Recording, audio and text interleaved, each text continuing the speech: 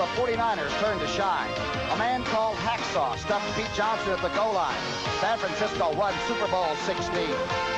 3 years later, the 49ers, led by Joe Montana, had their second Super Bowl win, this time against Miami. And the old Orange Bowl. The Dolphins have played all their games here for 21 years. You know, none of them might be as important as this game against San Francisco, because Miami is now 1-2.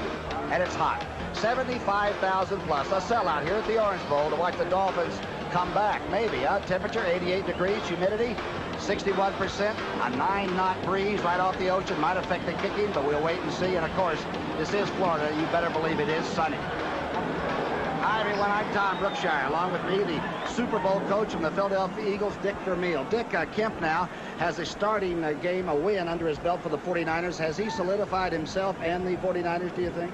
Well, Tom, I don't think you can evaluate Kemp as a backup quarterback anymore. He leads the NFL after 2 starts and percentage complete at 70%. And today he has a real advantage. He's attacking the league's least effective defense. And, of course, Jeff, like all of us, will be watching the fellow on the other side warm up, Dan Marino, maybe the best thrower in the game. 6 touchdowns, and yet the Dolphins lose. Has Shula's ship taking a torpedo below the waterline? Can they recover? Well, you know and I know that Shula's teams never quit, and it's too early in the season to say that. But Dan Marino leads an offense that scores a touchdown every 14 plays, and he's attacking a defense that gives up one every 80 plays. It appears to me it's bets against the best this afternoon in that category. I hate to open with a cliche, but something's got to give here today. The coaches, Bill Walsh, 2 Super Bowl wins in the 80s in this decade. Look at that, 68 and 49. Certainly one of the great coaches around. And Don Shula, he's been a coach, a head coach, in 6 Super Bowls in the National Football League. And in September, darn near unbeatable, dating all the way back to 1970. That's Reveiz, Fod Reveiz, the kickoff man. The win will be to his back. And as you know, the special teams for San Francisco have certainly not been of Super Bowl quality. At least not in the kickoff coverage last week. They were really bad. You can bet they'll be better this week. Well, let's see if they can return some. That's what we're going to be looking at here.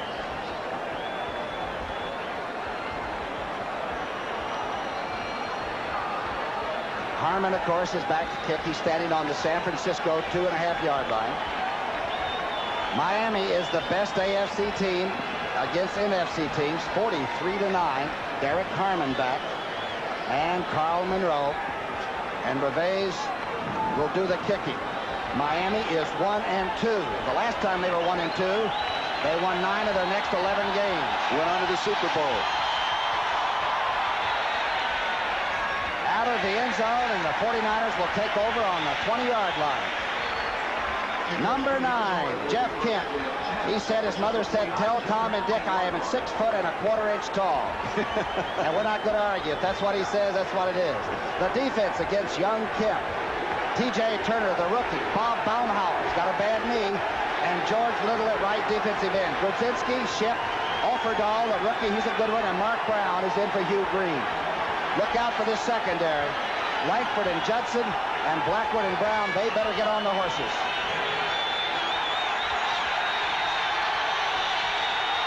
The crowd is really into it.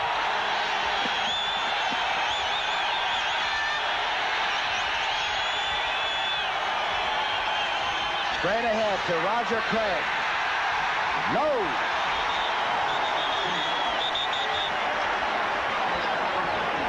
Here's the San Francisco offense. Kemp, Roger Craig, 1,000 yards both ways last year, rushing and, of course, catching.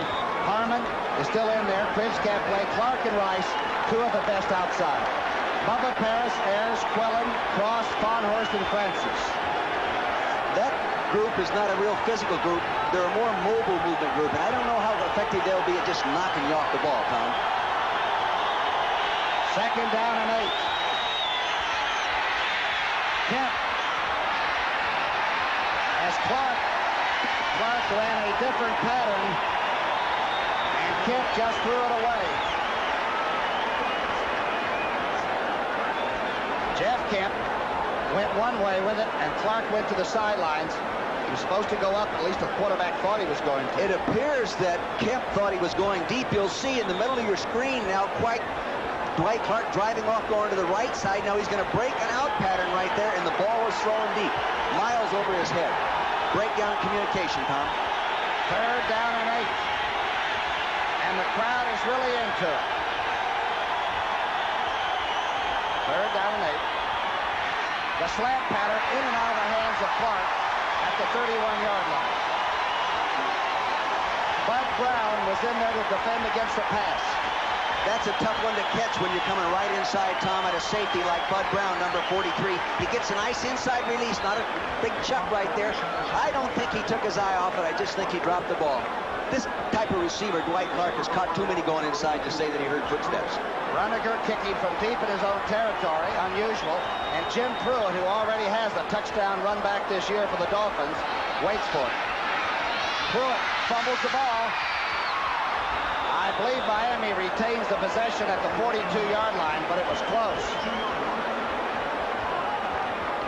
A 42-yard punt and a fumbled, muffed return. Here's Dan Marino coming on the field. Boy, he can set it up and throw it as well as anybody. Here's the defense against him for San Francisco. Jeff Stover, the sacker. Michael Carter will watch him against Stevenson. Dwayne Board at the linebacking spots.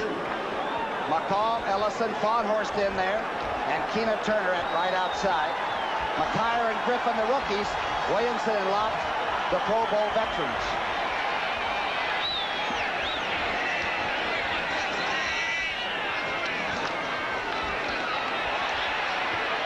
Complete to the 46-yard line to number 85, Mark Duper.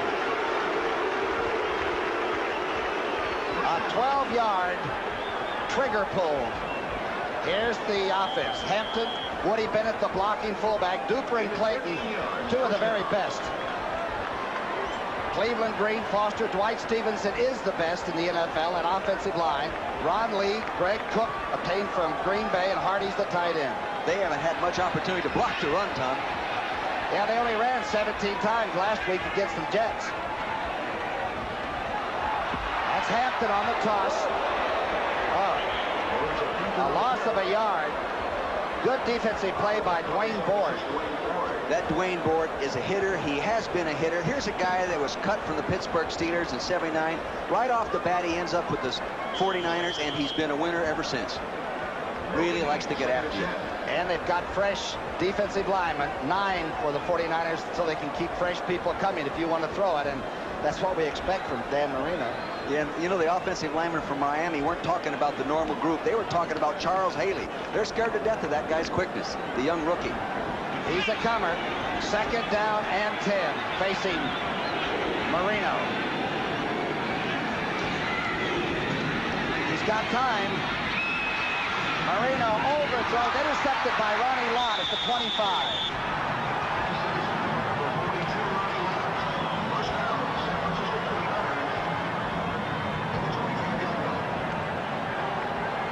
You're going to see Ronnie Lott sitting right here playing safety in a double zone. Quarterback will go back. Dan Marino, a lot of time. You saw Lott rotate over to the right corner of your screen. A lot of time to throw. Rushes are picked up. Michael Carter, 95, being held on the line of scrimmage. He throws it late out there in the corner between the double zone. Lott does a nice job of picking it off. You know Marino doesn't throw many interceptions. I know it. That's the third interception for Ronnie Lott in 1986. The crowd is into it. First and 10 at the 25. Play action. Kemp going for Rice. Oh, in and out of the hands of Jerry Rice.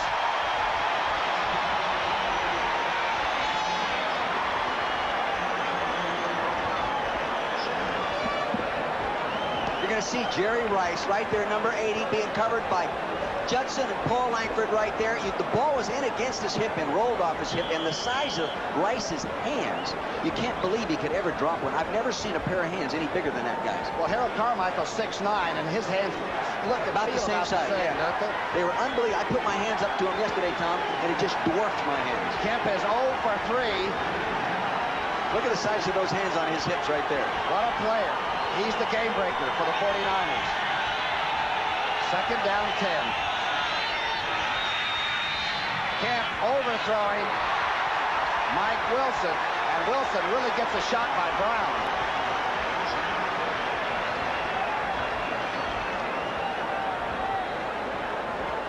Both quarterbacks are throwing their fastball. Yes, they are. You would think because of the potential scoring threats of Miami offense that Bill might come in here and play it a little more conservative and play a little more ball control and try to eat up the clock. But that obviously is not his philosophy today. The 49ers, while not averaging much rushing, rushed 42 times against New Orleans. 3rd down and 10. Shotgun. That's Rice in motion.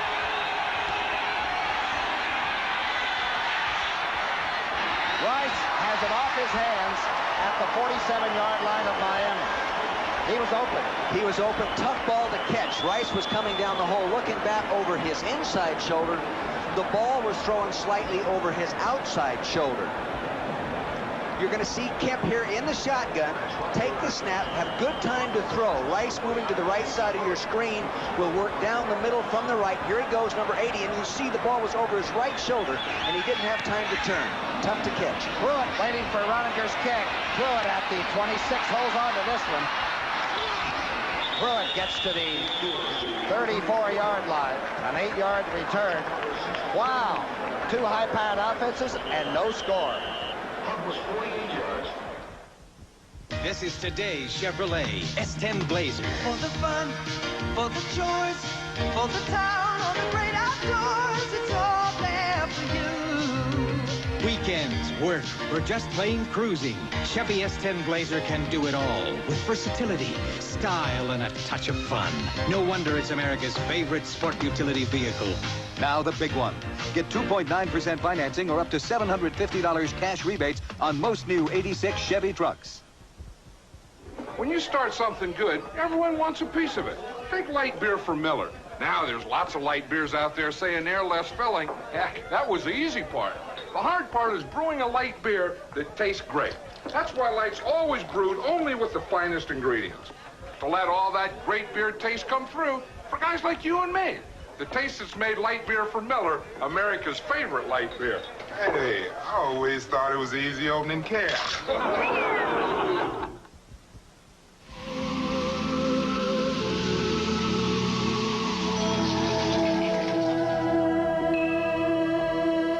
An idea can happen anytime.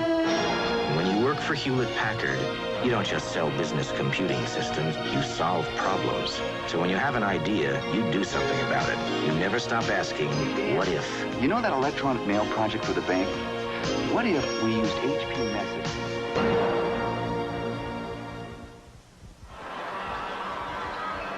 Talked to Dan Marino Friday, and his baby, that 3-month-old baby, finally slept a 7-hour shift, and I think the quarterback was relieved. Yeah, you know what Shula said about that? He sent his personnel director, Chuck Connors, on September 3rd when the baby was born to be the first guy to make an offer, contract-wise. Good move, huh? He'd be a nanny for Shula, too, if he has to take care of Marino's kid. That's an important job. I just want to be his banker. That's right. The I formation behind Dan Marino. 1st and 10. The ball is right on the 34-yard line. He changes it now, gets him into a pro set. Davenport and Hampton. This is Hampton. Alonzo Hampton. Not much of a running team. You can see why Dwight Stevenson, the offensive center, number 57, right to the right side of your screen, blocking on Carter, number 95, does a turn and pin job on him right there. You can see why he is classified the #1 center in football. And Carter, you know, was 295 pounds. He told us yesterday he used to play at 310 sometimes last year, but he looks very slim at 295. And I'll tell you, Stevens at that time pending. 2nd down and 7. Marino is 1 of 2. Bennett, his blocker, takes the block. Marino dancing. Now he's being chased, sacked on the 30-yard line. Marino goes down. I believe Charles Haley got in there, the rookie, number 94. You're going to see number 94 right here eventually get on around and put the pressure on him. And the offensive tackle on that side, Big Cleveland Green, told me yesterday, he said, Coach, I'm scared to death of the quickness of number 94. Charles Haley. He has great quickness, and I'm not that kind of pass blocker. I'm worried about him. You can see why he is. How about when you asked Haley yesterday what he was driving, and he said somebody else's car? Yeah, he says, I'm not doing real well yet, Coach, but I get a new age, and I'm going to make a lot of money. He's saving it. Good play by the rookie. 3rd and 14 facing Marino. He's in shotgun. Defense is dominating here in the first period. Offsides. San Francisco. Haley might have jumped. Ties are down. Marino gets a free one, a screen back, and dropped by Tony Nathan. Marino's dumped anyway. Shotgun sprint out, throwback screen. Could be a big play. Chuck Heberling gave it both ways. Was it offsetting? Did he corrected his mistake, we are told? Well, let's see him correct it for you, people. Offside defense, number 94. Third down. Rookie eagerness. He was too quick that time. He must have heard us talking about him being cat quick up here. Cat quick. He says, now I'll get on television. I'll just jump off sides. That's not the way to do it. Chicago. I used to think there were guys that did that. You know that? You never forgot them either. Ball is on the 35. 3rd down and 9, it's called.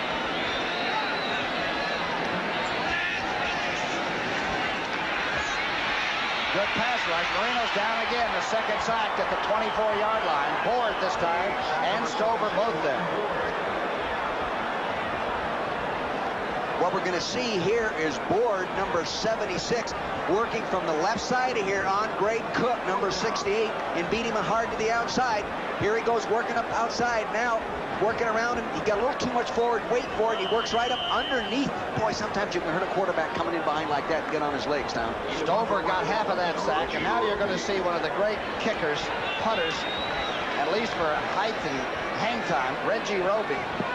That's Griffin, the rookie, for San Francisco. He's never seen a punt by this fella yet, Reggie Roby. Oh, my gosh, Tom. Hello. Griffin's at the 14-yard line. He gets outside. He's got a wall. Griffin gets inside of Brown and is tackled just short of midfield by Reggie Roby. A 34-yard punt return by the rookie. He's seen Roby's kicks, and he's conquered.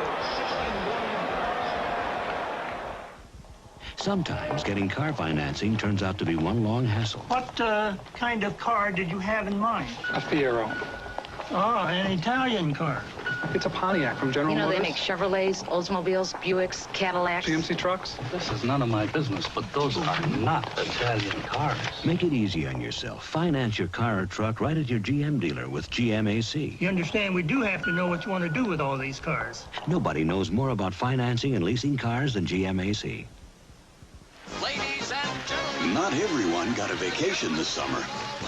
Great Gregory! I need a vacation like nobody's business. I need a vacation. This fall, you can still get great low fares to more places on the biggest bargain airline, United. I got a vacation. Give me another shot at it. And I'm not just flying, I'm flying the friendly sky. Nice soft landing. Mobil 1 synthetic motor oil. No matter what you drive, or how you drive, or where you drive, or what conditions you drive under. With Mobil synthetic oil technology, there's no finer engine protection on Earth or anywhere else. Here is Don Griffin from Middle Tennessee State, a rookie taking a punt. He came into the ball game averaging 11 yards of return. He breaks outside. The coverage is way too constricted. They weren't staying in their lanes. He picks up a block, gives him a little juke, gets another block there, and then Roby, number 4, the punter, has to make the play. Big play, and here's a guy who told us last night, Tom, he says, I can't believe I'm starting in the National Football League. His longest was 27. Now he's got a 34-yarder. Kemp is 0 for 5. This is 1st and 10, short of midfield. No score in the first period at the Orange Bowl. Handoff to Harmon. Harmon gets a good block on the outside, but quickly covered by the linebacker. Harmon picks up a couple of yards, gets to the 48. Oferdahl, number 56.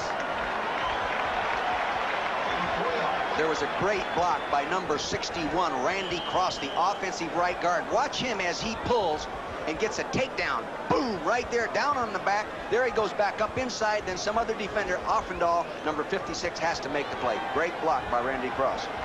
And the rookie is the leading tackler for Miami. He's the number 2 pick for Shula's team. 2nd down and 6, they call it. Kent, the long drive back to Derek Harmon. Short of the 45 by about a yard. Brudzinski, Big Bob, the former Ram. Of course, Kemp's old buddy and teammate and fraternity brother at Dartmouth, none other than David Shula, the coach's son for Miami. Jeff Kent threw Shula enough balls at Dartmouth to make him the number 1 receiver in the history of the school, and in turn, Kent holds most of the passing records. And David Shula was almost the head coach of the Philadelphia Eagles. Boy, they're growing up in a hurry. 3rd down and 4. Kemp to throw it. Out in the flat. That's Craig. Craig has the 1st down. Oh, it's close. Brown made the tackle, number 43. They sure like to get the ball to Craig out there in the wide area. I think Bill Walsh is a little concerned about Kemp's ability to lay it off. He's not a layoff type passer.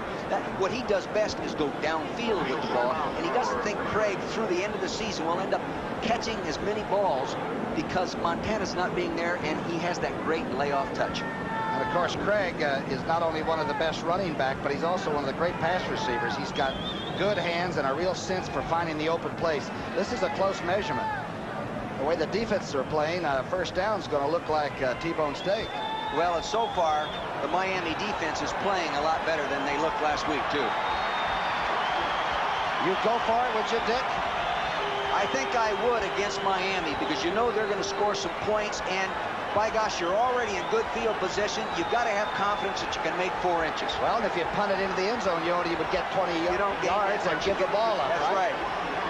I think keeping the ball against the Dolphins is what any coach wants to do because Marino has got the bomb lit all the time. So it's 4th and less than a yard, as you saw the measurement. Maybe the right place to run would be over left tackle, Big Bubba Parrish at 310 pounds.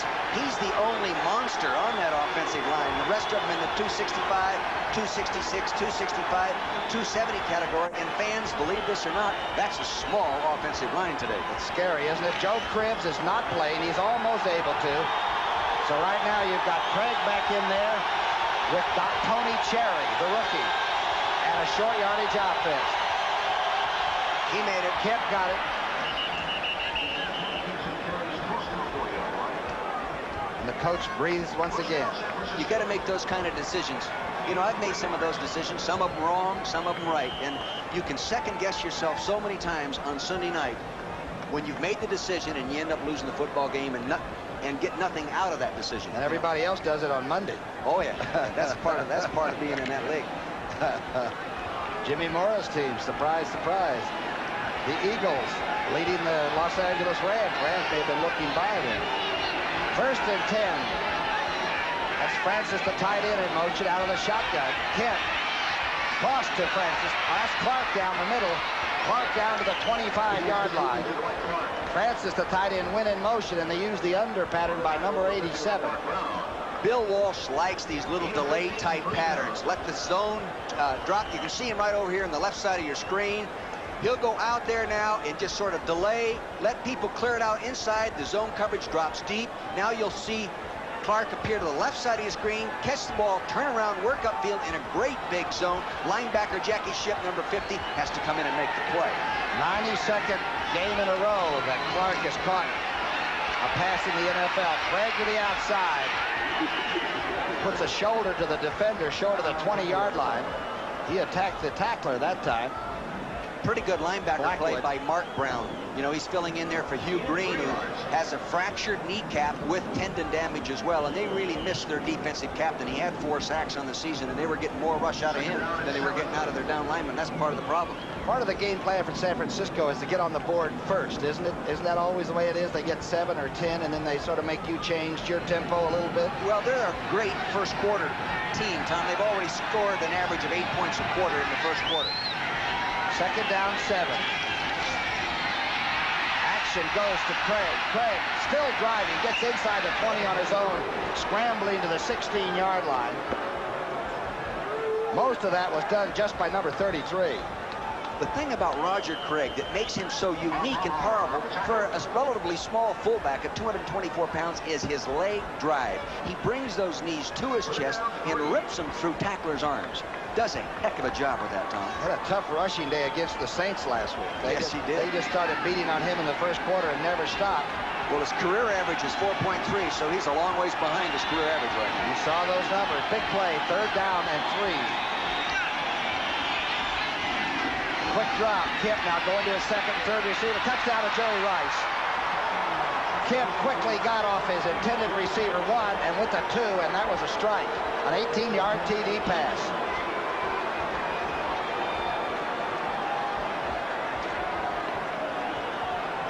Jerry Rice, right to the left side of your screen, is going to come in and run a short, quick post. He can a little stip right there. He goes underneath the double coverage there. 28. McNeil's covering him right there. My gosh, tough to cover. Looks like they had a little coverage problem with that motion, which we saw them have that problem last week. And Kemp either looked him off or looked away and came back to it, so it was a good play by the quarterback. And, of course, number 80 has hands like suitcases. Morosky is the holder, the backup quarterback, and Mo Wershing to kick it. Right into the 10th. And the 49ers do get on the board first. It's 7-0. Who has transformed home entertainment, bringing sight and sound together with one remote? Who? RCA, with Digital Command Component Systems. A choice of components operated by one remote that deliver a sight and sound experience you must experience. Digital Command Component Systems. If you settle for less than RCA, that's exactly what you'll get. Who's playing? McDonald's! NFL kickoff payoff! I'm playing. He's playing. Are you playing? We're all playing. Collect trading cards of your favorite NFL stars. I got your card. I got your card. I don't have your card yet. Every kickoff payoff card is a winner. Win a McDonald's sandwich, fries, or Coca-Cola. Cards must be redeemed during the following week. Oh, sorry. Hey, you want to play NFL kickoff payoff? Great idea. Come on, let's go. At McDonald's. See you there. Taylor! Where's the package? Your express company doesn't know. Nobody knows. Hold it. If you'd used Federal Express, you wouldn't be having this problem. Come with me. Our customer service centers are the most sophisticated in the business. Here's all the information about your package. Uh-huh. So we can tell you its exact status within 30 minutes or your money back. Uh-huh. Next time, call Federal Express. Why fool around with anyone else? I should have called Federal. I don't know why I didn't call Federal. Nobody knows.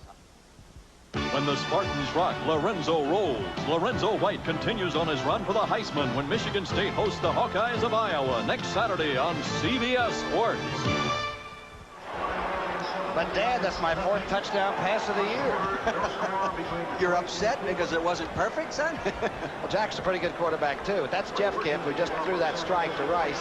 His dad is here today, right, Tom? Remember? Yes, that's right. He's in the stadium. Remember how dangerous New Orleans made the game a week ago, though. They really ran back kickoffs against the 49ers. A low kick by Wershing, taken at the 20-yard line, taken by, I believe it's the big tight end. I believe it's Bruce Hardy down there. Let's see, it was Hardy. Here's another look at that touchdown. We'll try to show you why the play was completed so successfully. Now follow the quarterback as he goes back. Now watch him freeze. Freeze it right there. He is now looking to his left, setting up the defense for the receiver to break underneath. And by looking everybody off, see, now he turns back to his right. It keeps people out of looking in that direction and moving to the ball. Good job by Jeff Kemp. Good job by the 49er defense. So far, they're minus 19 yards against the Dolphins on just sacks. They're minus 2 for the day so far. Marina back. Out of the pocket. Finds number 27, Hampton with it. Out over the 40-yard line. A pickup of about 6.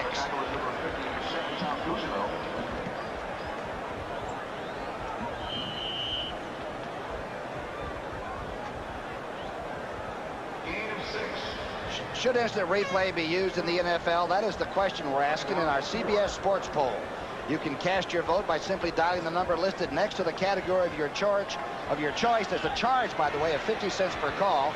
We'd like to see how the fans are voting at halftime, and on the NFL Today, we'll have the results. Marina is 2 of 3 for 19 yards. The handoff goes to Woody Bennett. Bennett gets the first down with a lunge carrying 49ers with him, including Dennis Harrison. Bigfoot Dennis Harrison, 6'8", 290 pounds, being blocked by Gray Cook, number 68. Dennis Harrison and his wife, Ida, have 6 children. I said, Dennis, you better stay in this league for a long time, bro. Great guy. I had the opportunity to coach him for a number of years at Philadelphia. Very bright young man. Vanderbilt graduate. Moreno now with a first down. Most of it done by Woody Bennett. A small pass to Hampton. Tight ends in motion. Moreno back. He has to hurry, but he gets it off complete at the 41-yard line. To the 37 goes Mark Clayton. What an athlete Mark Clayton is. Oh, he is a dandy. Here's Mark Clayton to the right side of your screen, coming off, driving upfield. He has the great speed. He's a very competitive guy. Now he pushes. He's working on Don Griffin. He comes back for the ball. See him tuck the ball away nicely. They're not going to rip it away from him. He had 8 catches for 174 yards against the Jets in that overtime loss a week ago. He can slam dunk with both hands, and he's like 5'9". First and 10. The Dolphins got something going. They trail 7-0 to the 49ers. Inside, the toss back, the flea flicker. Marino with a lot of time, and intercepted at the 20-yard line by McKyer, the rookie, and Marino's man at himself.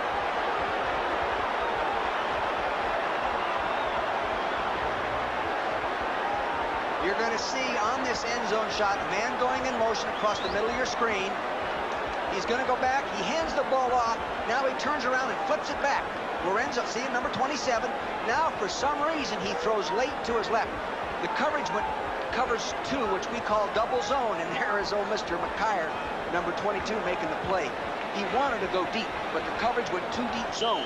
Doubled both outside guys, so they cut off their routes, Tom. McKyer's the rookie out of Texas Arlington. Going to be a great, great cornerback. He and the rookie Griffin are in a tough spot, but they're rising to the occasion. Little old flea flicker didn't work. Kemp is 3 of 8. Here's his first and 10 call. Play action. Out in the flat, right out of Craig's hands. Take a picture of that because you won't see it very often. Last week, the 49ers were running in the first half a lot more on first down. This week, they appear to be throwing the ball a little bit more on first down. Kemp, known as Thunderball when he was with the Rams. He won 9 of his 12 starts, but he does throw it hard, and it's a very tight spiral. The point that Jerry Rice made last night about Kemp's balls, he says they do not die at the end. I mean, they're still, full velocity when you go to catch it. That means you've got to catch them all the way. Craig that time took his eye off. Second down 10. Quick drop. Kemp out in the flat. Harmon with the ball. Harmon to the 42-yard line before Shipp corrals him there. Miami's defense has had so many problems. Last year, they were 23rd in the NFL. Right now, they're 28th. And how many times have you ever seen any phase of a Don Shula coach football team ranked 28th? I evaluated the draft over the years, and since 1980, there's 16 guys on the roster off 39 defensive picks, and I think that's above normal. Remember what the 49er players told us? They said this blown assignments. They're not bad players. They just blow assignments. First and 10, an 11-yard pickup by Harmon. Craig gets a yard or so, not much. Good rush defense there. Mark Brown, who's filling in for Hugh Green, great Miami linebacker from the University of Pittsburgh, has been operated on. And this young man's a good football player, but to replace Hugh Green is impossible. And, well, I'll tell you, though, he has been playing inside linebacker, Tom, and then move outside. It'll take him a few games to really, I think, feel comfortable out there. Bob Baumhauer is the guy that made the great play on that defense. Second down 9, facing Kemp. That's Rice in motion. Roll to the right by Kemp, and the ball is hit. It's still caught by Clark, and he drags the defender with him at the 49, Don McNeil. The ball was going end over end, but Clark doesn't care. He just caught it. Clark likes to catch the football in any type of route. Short ones, long ones, inside, outside here. Bump and run coverage, man-to-man. Now watch him shove off right there. He can get called for that many times, and an official looks at it at a different angle. They will call that shoving off on the offensive receiver. 28, Don McNeil making the play. 2:24 left in the first. A 7-0 San Francisco lead. A Kemp to Rice aerial. This is third and about a yard. Short yardage inside. It's going to be close. Harmon is spilled immediately. Tried to run behind Bubba Paris. It looked like George Little beat Bubba Paris underneath in a crash stunt. He got penetration in the backfield.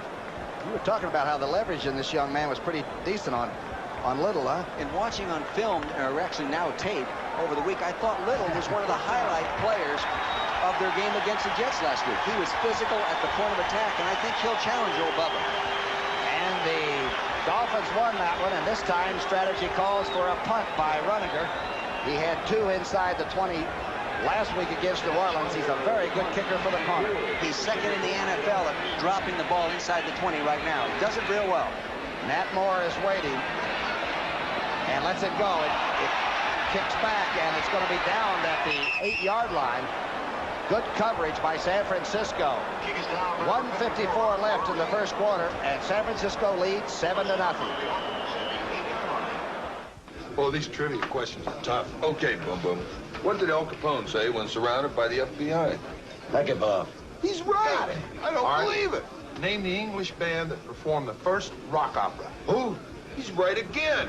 Amazing. All right. What beer tastes so good it's the second largest selling beer in America? Miller Lite. Coming right up. You won the game. This game is easy. No question about it. There's only one light beer. Miller Lite. Listen to the heartbeat of America. Listen to the heartbeat of America. Listen to the heartbeat of America. Listen to the heartbeat of America. Oh yeah. It's the rhythm on the road. It's the pulse on the street. Pulse on the street. City and town, a magic sound. The heartbeat of America. Chevrolet. That's today. Chevrolet.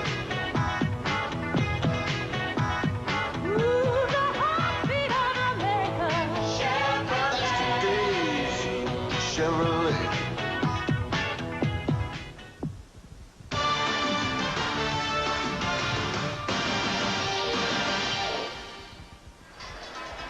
The good captain, Dr. Jim Maloney's up there, and the Goodyear Good Shift, the Enterprise up there. The cameraman aboard for CBS, Fred Hildebrand, and it's a beautiful sight to look down on this gorgeous part of the United States. We love to give you those shots. And this is the old Orange Bowl, the 21st year, and they'll move into a new sports stadium not too far from here and start playing in modern places. But this ball yard has a lot of memories and ghosts in here. 3rd down and 5. Marino with 2 interceptions, going very deep and trying for Clayton, but missing everybody.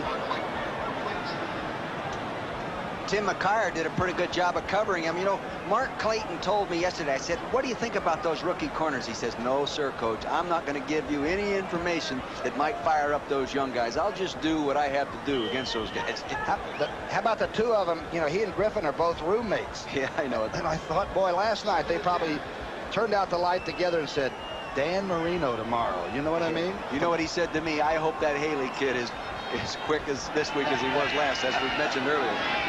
2nd down 10. Dolphins are deep in their own hole. Here's a quick draw play. Hampton has it, flags are down. Hampton almost gets enough for the first down. You know he's short of it by a yard, but the flag was down early. I think they got Greg Cook, number 68, holding Dennis Harrison. Let's see. That's Chuck Heberly, number 46, the head man, the referee. Holding, offense, number 68. Half the distance to the goal, second down. Here it is. Greg Cook, former Packer, right here blocking on Dennis Harrison. Now watch him. He goes out. Dennis is going underneath him. He takes it. Now look at, he gets his arms around him. He's got him on a takedown. He gets 3 points for that fall, doesn't he, Tom? Come on, Greg. Second down and 14. Marino is 3 of 5 with 2 interceptions. But the second quarter is a big scoring quarter for Miami. That's just around the corner. Inside move, trying for number 85, Mark Duper, but thrown behind him. Griffin was there anyway. There's the other rookie. These guys are playing with real courage and real confidence, and they play with great excitement. They're not used to the big crowds and the glamour. You know, they both come out of small colleges, Texas Arlington, one of them, and Middle Tennessee State, the other guy. And this is a big thrill for him. And Eric Wright has one more week, and he'll be back, the great cornerback. He's probably been helping them, I'm sure, on a day-to-day basis. But they seem pretty hungry. They ate about 5 sandwiches while we talked to him. I know. Got my bacon and lettuce tomato, that guy did. Number 13. He's quite a quarterback. Third down and 14. He is standing on the goal line. He dumps it across the middle. Nathan with the ball to the 18.5-yard line, and just short of what looks like a first down, but the crowd cheers. Great move by Tony Nathan. Did you see him make those people miss downfield? For a minute, though, Tommy had the ball out like a loaf of bread. I thought someone might come up and knock it out from behind him.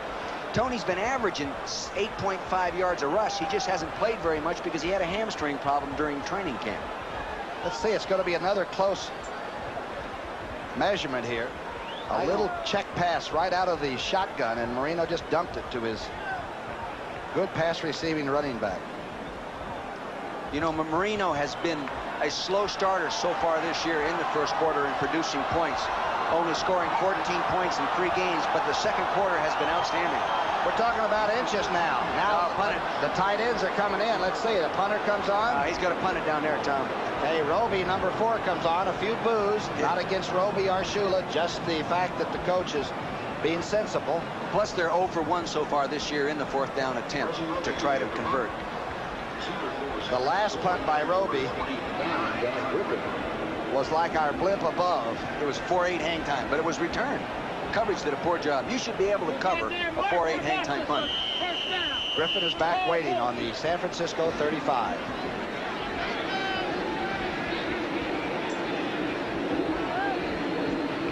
Fourth and inches. The 49er defense has literally sat on the Dolphin offense in this first quarter.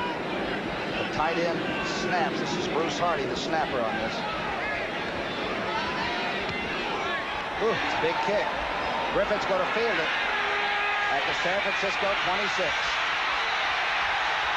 Not this time, but out over the 30. Let's go to New York for an NFL Today report with Brent Musburger. Well, Brookie, the Chicago Bears are a different team with Jim McMahon. He has thrown 2 touchdown passes and run for a 3rd against the Cincinnati Bengals. This one, the bomb to Willie Galt, who breaks free, and the Bears are up. It is 21-0. Let's go back now to Tom Brookshire and Dick Vermeil. And, of course, Brent and Ara Presigian were down here doing the Oklahoma-Miami game, one of the great college games of all time, on this field yesterday. It's hard to believe. It was an intense one anyway. 28-16, Miami. There's a lot of orange around town last night. The Canes, they call them. Good sports on CBS. Here's a play-action pass by Kemp. He's got all day. And an open receiver at the 46-yard line is Dwight Clark. A lot of people have thought Kemp favored going to Jerry Rice when he gets into a tough jam, but number 87's not bad either. Oh, no, he's a good one. What they did, they ran a play-action pass, faking trap. They're going to pull the guard, fake the trap, fake up inside here like that, and get the back out, and then throw to the slot man to the left side. Now, see the guard? That looks like run. Very tough to to defense the pass because that linebacker who is supposed to get back underneath that can't do it, Tom. He's got to play run defense. 1st and 10. Clark has 3 catches for 39 yards. Different formations, a lot of different fronts. The toss back to Craig. Craig has good blocking, gets into Miami territory to the 47-yard line. That's the end of the first quarter. Oh, it's gorgeous, isn't it? It's hot, though. It's 7-0 San Francisco. Tonight, Andy Griffith is the alcoholic father, but his son gets drunk. And his daughter takes pills because they're a family who've grown up under the influence. I'm John Ayers of the San Francisco 49ers. This is my son, John T. As a United Way volunteer, I've met men like Steve and his family. A family that's been held by the United Way. Steve has made his living from the sea for more than 25 years. His boat is small, and when the waters are fished out, Steve is at sea for long periods of time. The family's fishermen leave behind sometimes have trouble providing the basics to hold the family together. That's when this United Way-supported Coastside Community Center becomes so important to them. Men and women from all segments of the community can come in and seek new job skills and employment opportunities. The agency helps with child care so Marianne can find work. Here, Steve's family can receive emergency food, clothing, and shelter. The small, independent fisherman is facing hard times and many have given up. But Steve says he's going to stick it out, and it's that kind of spirit that the United Way keeps alive. This message furnished by the National Football League. CBS Sports coverage of the National Football League is sponsored by Miller Lite. For great taste, there's only one light beer. Mobil 1 synthetic motor oil. Mobil 1 protects your engine better than any conventional motor oil. And by the heartbeat of America, today's Chevrolet. Tom Brookshire, Dick Vermeil. What do you say young students say when they write their folks well, from here? They write, call home and say, Mom, it's really miserable weather down here. I'm taking 20 hours. I need some money. I'm in studying. Rest assured, I'm doing a good job in my classroom. Unbelievable atmosphere. Oh, it's great. And they love football, you know. There's Kemp. It's 2nd down and 4. 12 passes and 9 runs for San Francisco in the first quarter. A 7-0 lead. Kemp, the toss back to Craig. Craig gets a good block on the outside, inside the 45 to the 44. Brudzinski hanging on. Good lead block on the outside. Very clever play. They bring in the second tight end, John Frank, number 86, and bring him across the formation in motion, then lead him up through and try to cut off the linebacker. Flags are down, so Heberling's crew is going to, for a moment, stop the 49er offense. Number 86, 5 yards, second down. Number 86, John Frank. He was moving forward on the snap. You're going to see John Frank here, number 86, move across and see how his shoulders are turning toward the line of scrimmage just a little early. Right prior to the snap, he's going to go in and try to cut off the linebacker, number 50, Jackie Shipp, which he does, but he does it a little too soon. 5 yards. In the first quarter, Miami had 10 passes and only 3 runs. And they trail 7-0. 2nd down, 9. Kemp, 2-step drop. Gets it to Harmon. Harmon fumbles the football and may have recovered his own fumble. Monroe was the receiver that fumbled it and then recaptured it.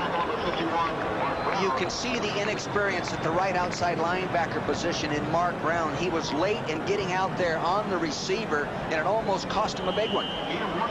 It takes a little while to adjust from moving inside linebacker position to the outside. More things to think about out there. Inside is a little more instinctive. 3rd down and 8. Number 9 is just over 6 feet tall. He's tall enough, and he's got a real strong arm. We found that out. 49ers have been converting 45% of the time on 3rd down. That's awfully good. Straight drop. A lot of time. Now he's flushed out, and he is tripped up, and he keeps on his feet. Gets to the 40-yard line of Miami, steps out. I don't see any flags, and it looks like a San Francisco first down. You're going to see Jeff right here go back, and then he's going to get flushed out here, and then you'll find a defensive lineman, number 75, Doug Betters, chasing him down, coming from the left side of your screen. Now see him set. He works to the outside. Now look at Betters, number 75, actually moving from the right end position, trying to get him. He wanted to make that tackle because if he did, it would have been his 500th tackle as a Miami Dolphin player. First down. Kemp running like he used to at Dartmouth, playing against Pennsylvania. He also is really a good athlete. I mean, he's stocky and he's strong, and you know, he's 6 feet tall, and I think Sonny Jurgensen was just about the same height. So don't worry about how tall they are. It's how well they throw and run the team, huh? San Francisco 7, Miami nothing. Today's small cars are tougher than ever on oil. Their high-compression engines not only rev high, they can run hotter than regular small car engines. Their searing heat can begin to break down an oil immediately. That's why there's Castrol, the only leading motor oil that in every grade provides maximum protection against viscosity and thermal breakdown. So use Castrol before your engine does something to get you heated up. Castrol, engineered for today's smaller cars.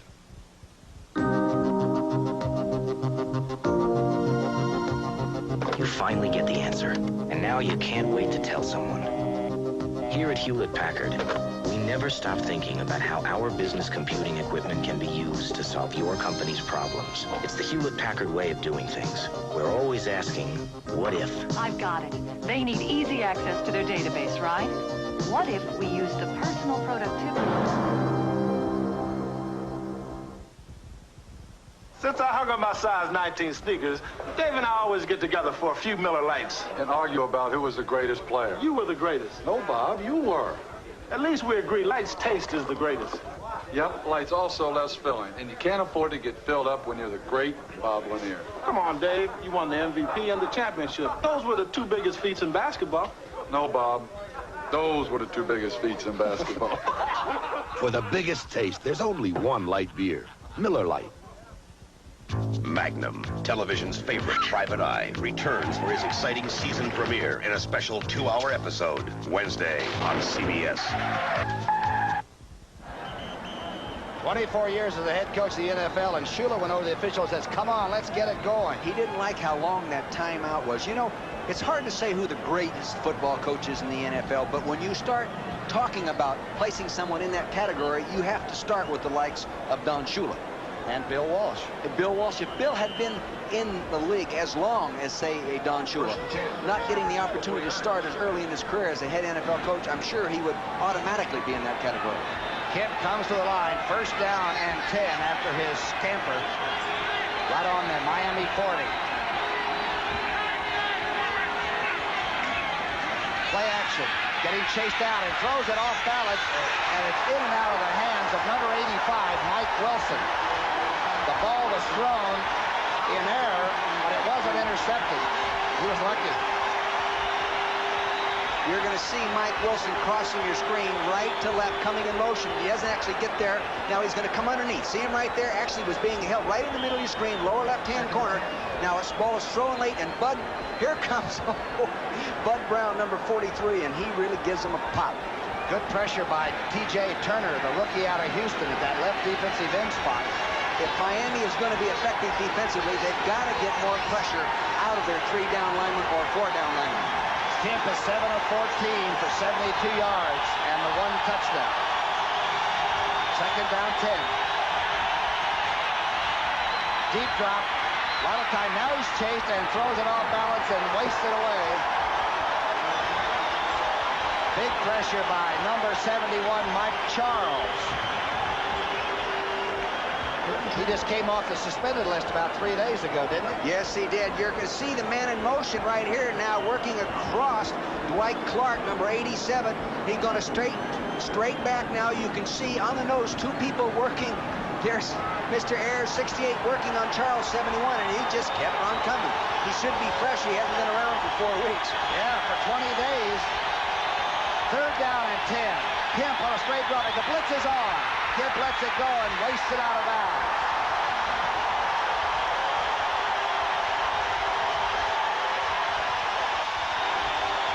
Kozlowski Lasky, the safety blitz. And the crowd does whoop it up.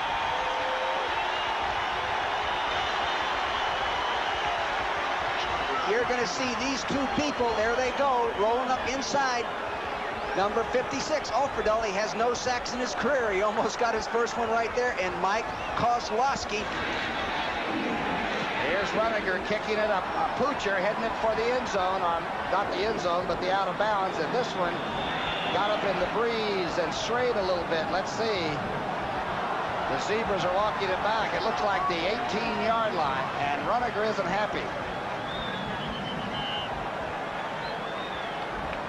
Good defensive series when backed down into their own territory by the Dolphins. It's 7-0 San Francisco. We're in the second quarter. Sure, the pride is back. Plymouth Sundance and Plymouth Voyager are the proof. I want to live in the land of the free. Teach my children what my daddy taught me. Plymouth Sundance Series, the unbelievable American, under $7,800. Sundance, the best value of any car in its class, including the imports. Sundance, with 47 standard features and laser check quality, unbelievable Plymouth Sundance.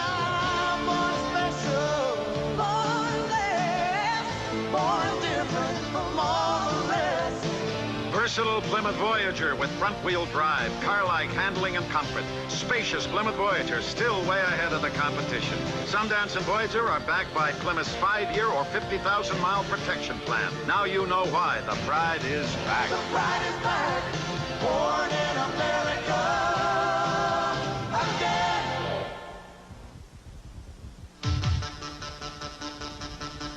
We're MCI.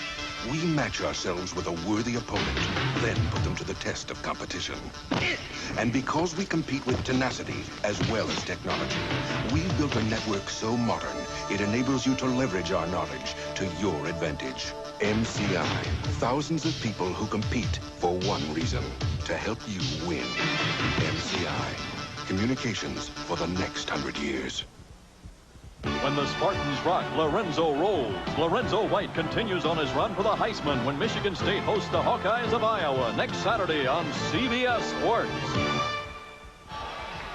The Dolphins have 39 yards in total offense, 13:08 left before halftime. The I formation shifts into a pro set behind Dan Marino. He's throwing. He's being rushed and gets away from the rush. Throws it on the run, and it's intercepted. At the 29-yard line, number 55, Jim Fonhorst, comes up with it. The third interception for San Francisco. You're going to see big Roy Foster pull and try to get the linebacker to keep the pressure off the quarterback. He doesn't get it. Now, nice play action fake up inside. Now he tries to get there. The linebacker is deeper. He flushes him. Dan does a good job of avoiding and a poor job decision-wise of throwing the ball downfield late back to the inside.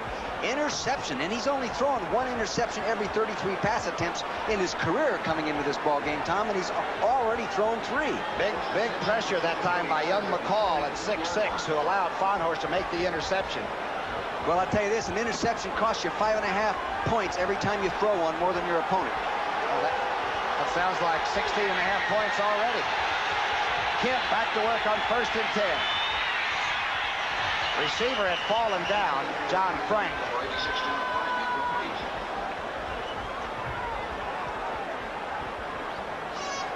You're going to see Mr. Frank right here on the right side of your screen. I think I've got him right there.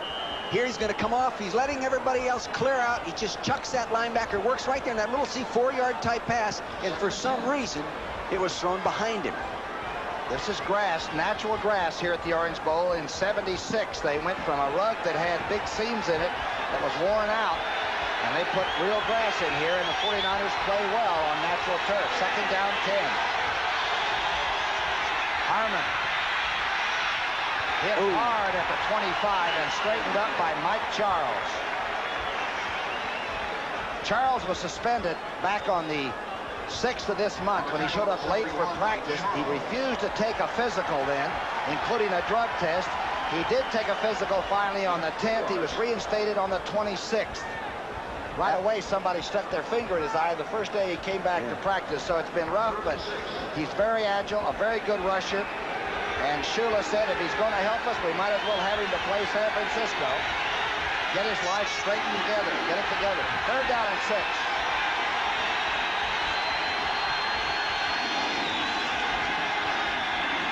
Handoff to Cherry. The rookie bolts over the 20. There's some quickness there.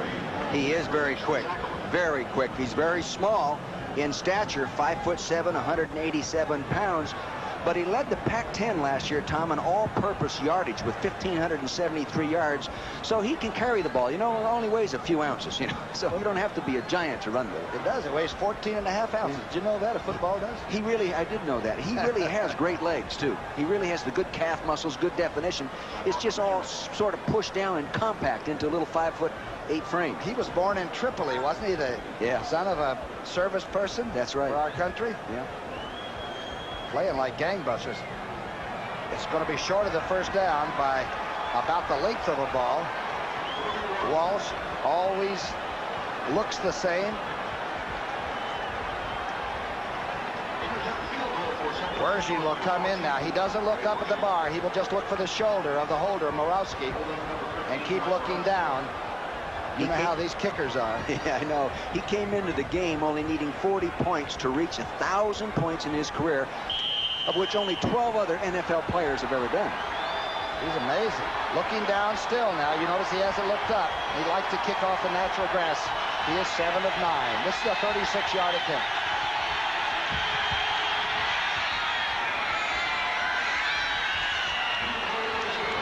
And Mo strikes again. He's 4 for 4 from that distance this year, kicking real well. I think his leg even appears to be stronger in watching him in practice. He was cut by the Chargers, then he was picked up by San Francisco, cut by the 49ers, and then re-signed, and that's been one of the great reclamation jobs of all time. Number 14 is very, very steady.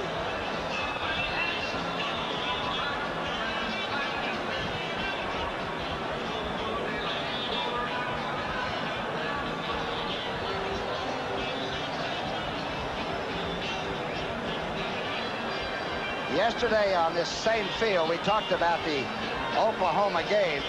This is Testaverde. Here's the young man. A lot of people, Bill Walsh and McVay and all those people came out to watch him play from San Francisco. Here he is with his folks. Look at the numbers against Oklahoma, the then #1 rated defense in the country. And what did Switzer say this morning? I don't want to ever play that team again.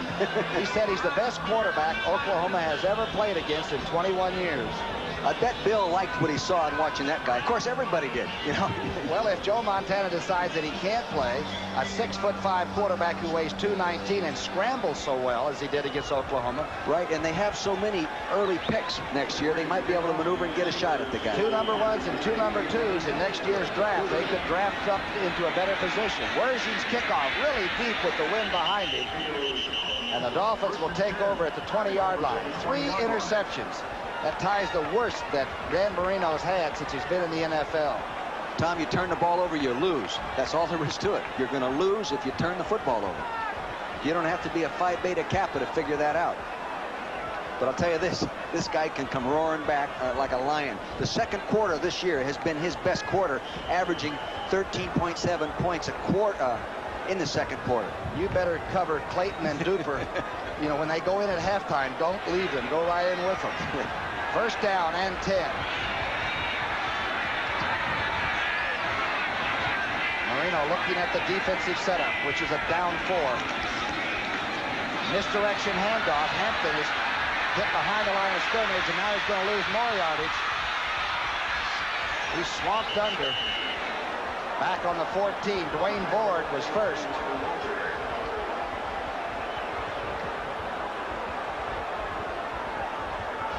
You're going to see the running back right there at the left corner of your screen take an inside handoff. See him take inside the full quarterback right there. Now it's all plugged up. Linemen getting bounced all around. Red jerseys swarming him. This is when many times the good running back gets injured on his 2nd and 3rd effort, Tom. I have seen it so many times.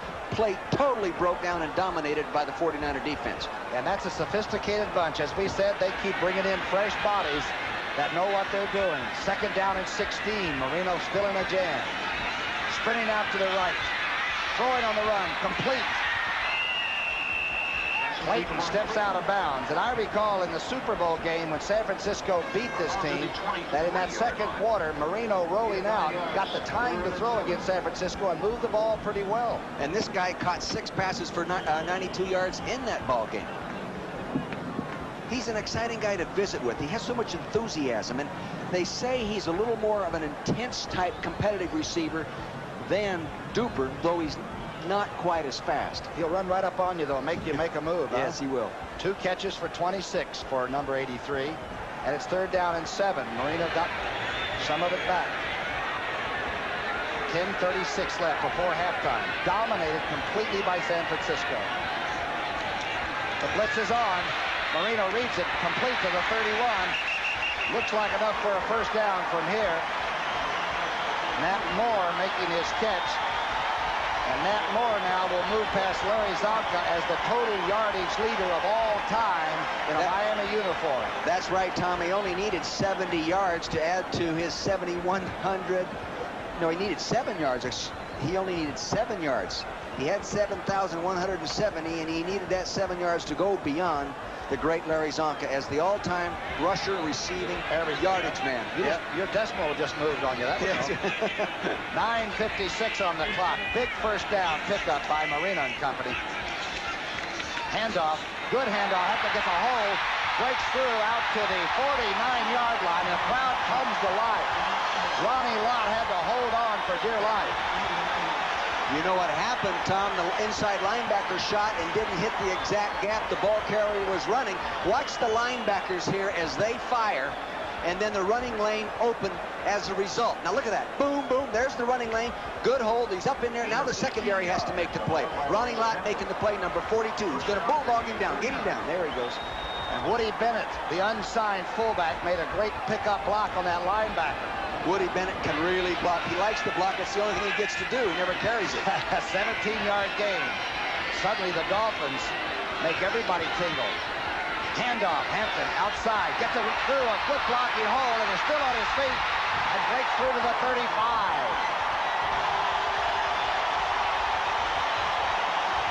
The crowd is up at the Orange Bowl. You're going to see the big offensive guard, Larry Lee, come out here and seal the defense as the ball carrier crosses the formation. Quarterback will reverse, hand it off. There comes Big Lee, number 72. He turns up inside. See him? He seals the defense in there. Now, look at Lorenzo, number 27, go up over the top. Underneath blockers and over the tacklers. Nice run. The number 1 draft out of Florida, so he has a lot of fans here that have watched him his entire life. 30 yards on 5 rushes. Now Marino back to pass. Let's see what we've got here. Mark Clayton dances down the sideline to the 14-yard line.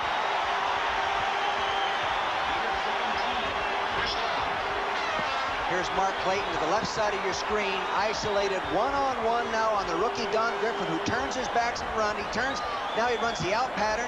He drives on the ball. He misses the tackle right there. You got to make the tackle. It looked like he went out of bounds. He didn't. Milt McCall, number 53, comes over and puts him down.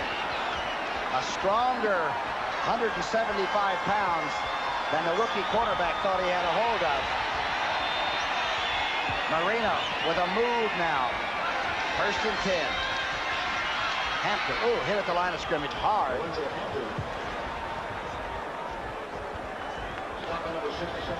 Once Marino gets him inside the 20-yard line, the Dolphins usually ring the bell, don't they? They've been down there 20 times this year, Tom, believe it or not. They've scored 11 touchdowns and 11 touchdowns and 10 touchdowns and a field goal, excuse me, inside the 20. 11 times, 10 touchdowns, and 1 field goal. I got that right. So everything counts once they get inside there. Marino pulls the right levers or pushes the right buttons. Well, usually an offense is that successful, does a great job of preparing down in that area. Pro set offense. Marino now gets tight end to move. Play action, quick throw, but away from everybody. Intended for Mark Duper. Badly underthrown.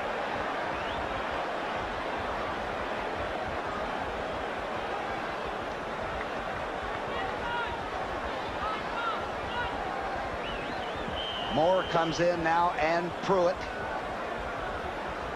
as the anticipation of a pass by both sidelines is answered. 3rd down and 8. If they don't score this time, Tom, inside the 20, it'll be the first time in three ball games. Ball is on the 16. Marino's in the shotgun. The blitz is on. Marino throws it away, and he barely got it off. Keena Turner was right there, and the quarterback released it. Keena Turner, he likes to get after the quarterback. He only has 1 sack this year, but he has 15.5 sacks on his career, 6 sacks last year. You're going to see the right linebacker right here, number 58, Keena Turner, go ahead and put some heat. He's getting help with the safety. Here comes the defensive back, number 27, as well. That's Carlton Williamson. Rivers now will try his 34-yard field goal. This young man from Tennessee doesn't get a chance to try many field goals. He made this one good. He's a strong kicker.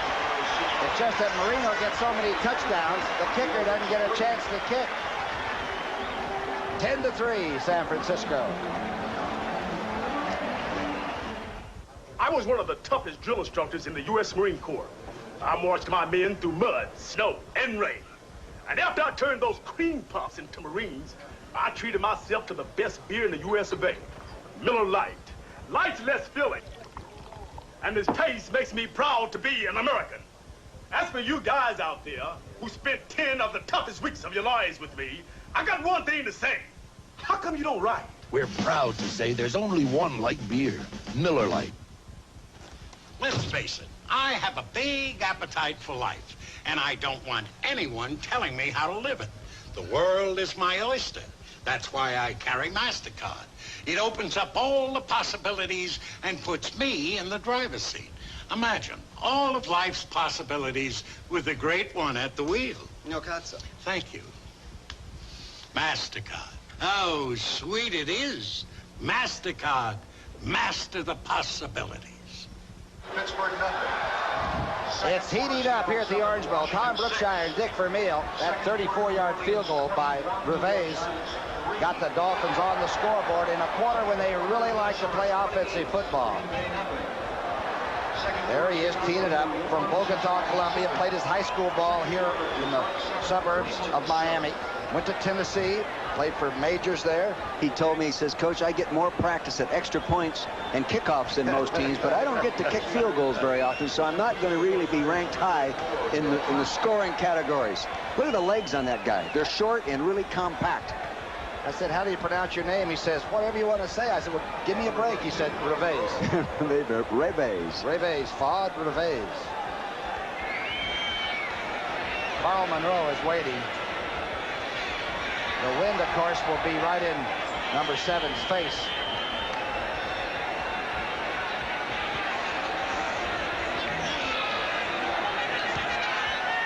It's a very high kick. Harmon at the 6-yard line.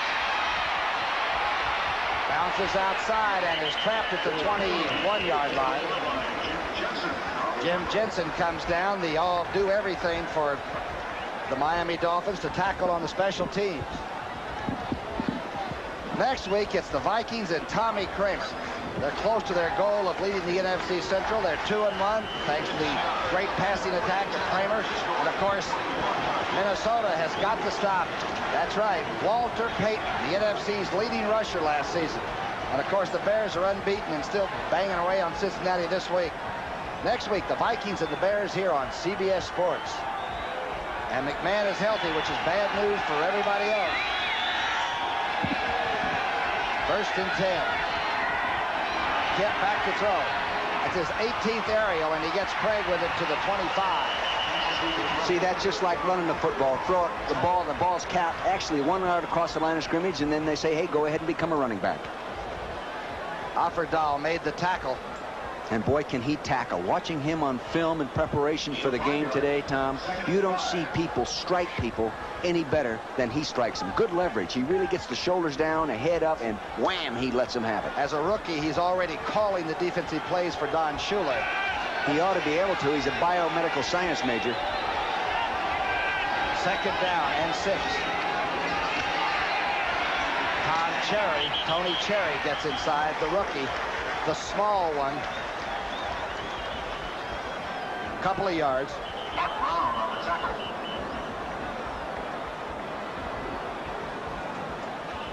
Should instant replay be used in the NFL? That is the question we're asking in our CBS Sports poll. You can cast your vote by simply dialing the number listed next to the category of your choice. There is a charge of 50 cents per call. We'll see how the fans are voting at halftime on the NFL Today post-game show. We don't have much choice because the NFL has instituted the instant replay rule, but I think it's good, Tom. It's just going to be like anything else. It's going to take time. Mike Charles is down. He might not be in great shape, having been suspended for 4 weeks without pay. I've been against the instant replay rule. What happens now is the officials miss simple calls like offsides and 12 men on the field. They're afraid to make calls with the eye upstairs. Actually, I think in the first few weeks of the season, I think some of the fans have been able to see what NFL coaches have recognized every week, that there are mistakes made, and sometimes decisions are not right, and sometimes things are interpreted wrong. But I really believe it'll smooth out. Let's see what he did. Mike Looks like he got an ankle, huh? Yeah, looks like it. He's being helped off. There's no way he could be in great shape sitting around for 4 weeks. He reported to training camp at 310 pounds. He's supposed to report at 288. It was not his year. You know, he may be one of these guys that is not going to take advantage of his God-given talent and end up out of the football league here in not too long. Well, we certainly hope not. He's going to get the best medical attention, that's for sure. Baumhauer will stay right in there at nose. Let's see if we can see how it happened. He is right here on your screen. Let's see if you can see what happened now. There he goes. He's taking a charge inside center, came over and cut him down right there. And you can see that his right leg got caught underneath Fred Quillen, the offensive center's block. It looked like a left knee. But you know, you said it. I've never seen anybody hold out and miss training camp and come in late and not receive nagging, sometimes bad injuries, but always some kind of injuries because you just aren't ready to play this game. I think you're right, Tom. San Francisco is 2 of 8 on third down conversions, below their average. Clark is gone in motion, and Kemp is back to throw. Quickly outside, Clark has it at the 30. It's going to be short of the first, I believe. He had to get to almost the 32-yard line to get a first. Judson was there. I think Dwight Clark must have lost vision or the feel for where he was on the field, because he could have easily been to the chain for the first down. He had a nice cushion. There wasn't a defender tight on him man-to-man. Walsh knows you can't play with dynamite. This game is still staying too close, you know? 10-3 with Marino is not a lead at all. No, it's not. Not with the points they've been scoring. Pruitt is back to accept the punt by Maxie Runiger. He's the only punter in the NFL that's returned one for a touchdown. Tremendous kick by Runiger, driving Pruitt back. He misses it, muffs it, picks it up at the 7, and falls to the 9. Tom, as I was saying, he's the only punt returner in the league that's returned one this year. And talking to his special teams coach, Mike Westhoff, he has instructed this guy not to take any chances in fielding a punt because their offense is so good. Let the offense go ahead and score. Don't try to win the ball game by fielding the dangerous punt. Flag has been dropped. That's a tough place for a rookie. That's on-the-job training at its most difficult level, I would think. A 60-yard kick. That was a great punt by Max Runiger. He is not known as the long ball punter. Illegal block, number 90, on the run back. Half the distance, first down. John Hendel, number 90, illegal block. John Hendel is their number 2 guy in terms of success in all phases of the special teams. Andy Hendel read it, and he probably just got a little too excited. This is when the San Francisco defense loves to tighten the noose and squeeze hard. I tell you this is when also Marino's liable to uncork one. Don't squeeze him too hard down there. Let's see if they come with a blitz or if they play back and play straight. Ball is on the 4-yard line. First and 10. The backs are actually in the end zone. Play action. Marino going across to his tight end. the 10-yard line. Bruce Hardy is tackled. Bruce Hardy at tight end was going across the grain. See him right here? He's going to come across as the flow goes this way, trying to make the linebackers move opposite the direction of the pass. Take a look. Here they go. Flow crossing the field. He slips underneath the linebackers. It's not a dangerous throw. High percentage completion pass. Zone defense coming out down there. Good job of executing. Good job of playing defense. Charles's left knee is being investigated, and they'll check it at halftime. Number 71 that was helped off. You're looking at Hardy there, who made the 7-yard reception. 2nd down 3. Marino able to explode. You know that. Lorenzo Hampton. Good run. 1st down rush by the halfback out of Florida.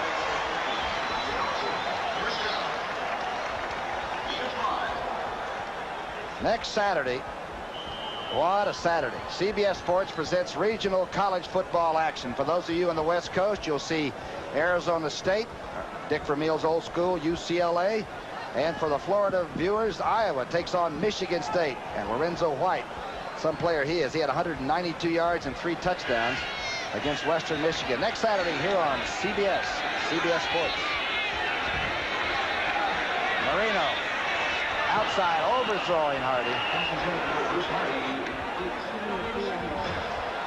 We recruited this young man at UCLA for a while when he was the outstanding athlete in the state of Utah at Bingham High School, Bingham, Utah. He actually ended up on the front pages on the Sports Illustrated that year. He was really a gifted athlete. Well, that's not a tight end's number. What was he? He was a high school quarterback. He went to Arizona State with then John Washington, who later became John Jefferson, the great wide receiver of the Chargers in Green Bay. I gotcha. There he is. Number 84. 9th round pick in 1978. Long time ago. Seems like only yesterday. Marino with time to throw. Has an open receiver at the 35. Mark Cooper. Griffin makes the tackle, but Marino found him. And they're yelling Duke. Take a look at the pass protection right now as he comes back and sits and waits for things to happen. Now watch him come back and sit. Freeze it right there. Freeze it. Now look at the room he has. You give that much time to a Dan Marino, he's going to throw the completed pass.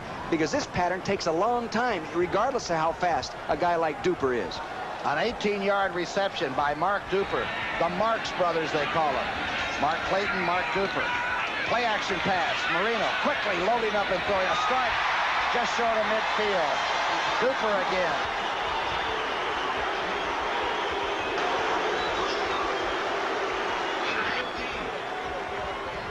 Look out, the engine's running.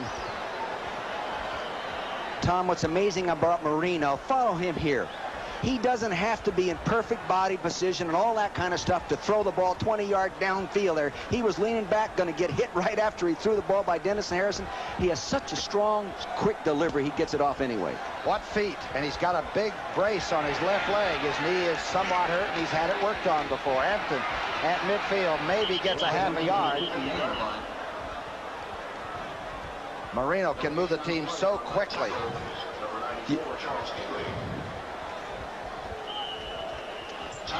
That's the 2-minute warning.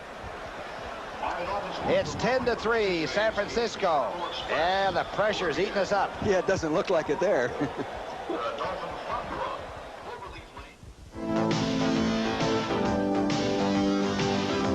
An idea doesn't conform to a 9-to-5 schedule. So at Hewlett-Packard, we're always thinking. Because even though we sell business computing systems, what we really do is solve problems. We never stop asking, what if? Jim? Mike, I've got an idea on that branch office network. What if we connect all the PC? Introducing Wendy's new Big Classic hamburger. This is the good stuff. The soft Kaiser bun, the fat tomatoes. This is the good stuff. The fresh toppings, the beef. This is the good stuff. Wendy's new Big Classic.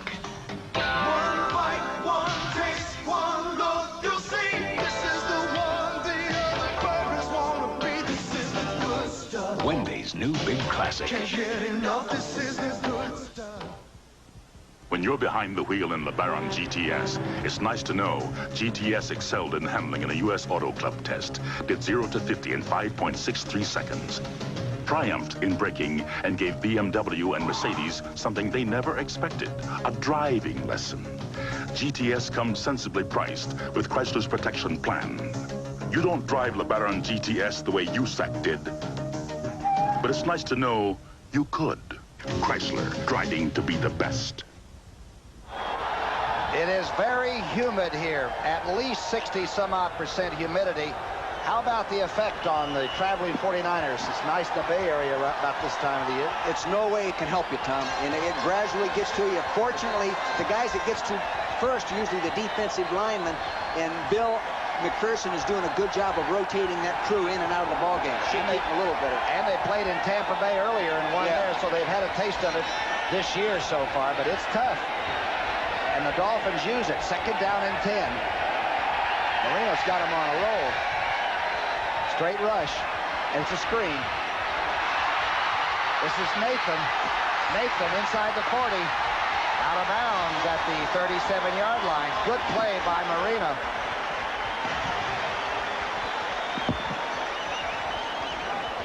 Timeouts, of course, very important now with 1:51 on the clock. San Francisco has 3, Miami 2. Tom, we saw them working on their 2-minute speed drill yesterday on the practice field, and we commented on how much time Shula spends on the field on Saturday. They are out there 2 hours, and they went up and down the field drilling this. I wouldn't be surprised if they're successful in their 2-minute drill because of their detailed preparation yesterday. The head coach is still a detailed person after 24 seasons. I'm talking about Don Shula. Here's the shotgun. It's 1st and 10. Looks like he might be changing the play. Marino open and caught at the 30-yard line. Can he move it around to all the different receivers? Hurry up now. They got 2 timeouts and don't want to waste one. Tony Nathan was the receiver. Keena Turner a little late getting back. Remember the heat. 2nd down 3. Shotgun. Chased out. And thrown away to stop the clock. Good move by the quarterback. That was a mistake in pass protection because nobody even came out to pick up Keena Turner. I mean, he was just had a free shot at Marino. Look at him checking with He's checking with his counting. It's names and numbers, guys. Let's get it together. Names and number. Nobody picked him up. He's talking to Keena Turner's right there. He comes free. Here he is. The back is out, going out. That's Nate Moore, 89. He said, "Holy mackerel, I'm not a scrambler. Get that guy off my back." Pretty quick movement for somebody as big as Marino. He's 214 pounds, 6'4". Turner was after him. I tell you, he's tough to sack, though. He's only been sacked once every 33 pass attempts, which is unbelievable because the average is 1 every 12. 49ers have him twice already. It's 3rd down and 3. Marino complete inside the 25 to the 24. Matt Moore. Look at this timeout. He's got to call it now, Tom. Wow, what a 2-minute drill. Or a minute and 50 seconds. Yeah.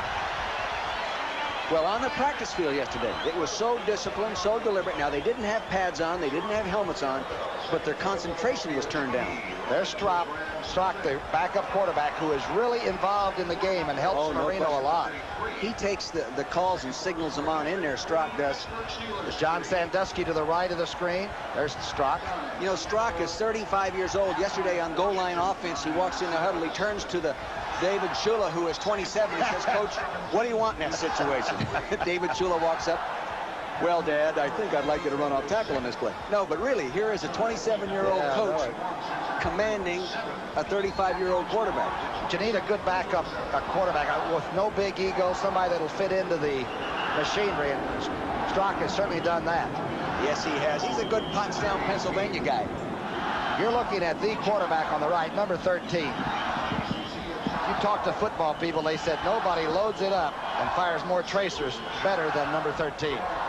13 of 22 for 150 yards and 3 interceptions. Very unusual in this first half. And he's way off his touchdown ratio per pass attempt. You know, he throws a touchdown, this guy does. How often? 1 every 14 attempts, 1 every 9 completions. See, that would scare me on defense because you know it's going to come sooner or later. First and 10. The ball is on the 23-yard line. Marino's changing and moving people around. Now he gets a snap and the blitz is on. Quick release. Complete to 89. Is that Clayton? It's Clayton, number 83.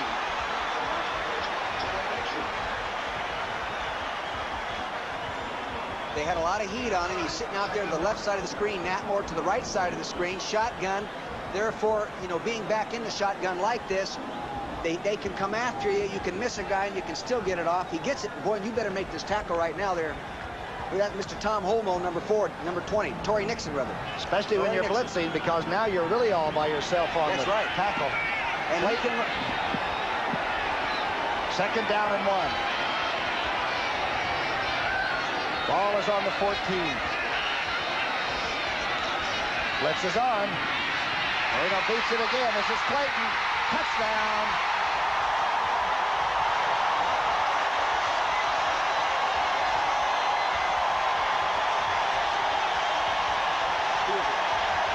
Clayton just caught the touchdown pass. And you know who threw it. No question there. He was due, was he not, Tom? Mark Clayton. 14-yard TD pass. And Bill Walsh knows they went too long without getting any points in that second period here. Revenge now. Strock is holding. Uh-oh, flags are down. Let's see. It was good, but a flag is dropped. Holding against Miami. And they'll reload it from 5 yards further away. This Mark Clayton, who just caught that touchdown pass, is unbelievable. He has a ratio of 1 touchdown every 7th reception, Tom. 84, offense, 10 yards, retry. Bruce Hardy, our All-American boy, was holding. Many times they reach out and hook a rusher from the outside. They hold on every play in there on field goal and extra point attempts. 96 yards, 12 plays. What a drive. Look at Clayton there. He's sitting right in front of the fan. Revenge now moves over. Strock is the holder. Looks good. No good. He missed it left. Everything looked fine. The snap and the hold. Reveiz missed an extra point versus the Colts for his 3rd one, and missing this one is the 4th time in his short career he has missed an extra point. Looked like a snap hook. Yes, he appears to approach the ball properly. He's coming right in, normal step, bang, pops it. He swung around a little bit too much maybe, and he's hooking it over there, like using the 9-iron up close there. He closed the face a little bit, Tom. One thing the Dolphins have told us, that the game is not over. They were trailing 10-0, and suddenly it's 10-9, and Marino looks very relaxed and casual in his approach to this game. This is going to be something. 96 yards in 12 plays, a 14-yard TD pass. Dan Marino to Clayton. That was some drive. Harmon and Monroe will wait for the kickoff by Reveiz.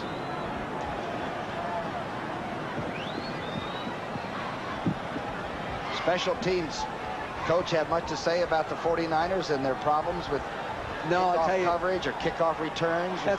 Tom, that's one thing in going around from city to city, weekend to weekend. They never really criticize the other people. Your own people do that enough, don't they? At the 7-yard line is Monroe. Good hold, good run back out over the 30-yard line. And Kemp will have breathing room with 52 seconds left before halftime.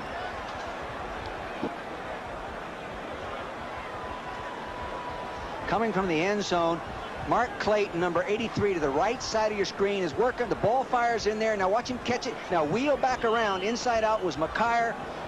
He can't get back in there and make the tackle.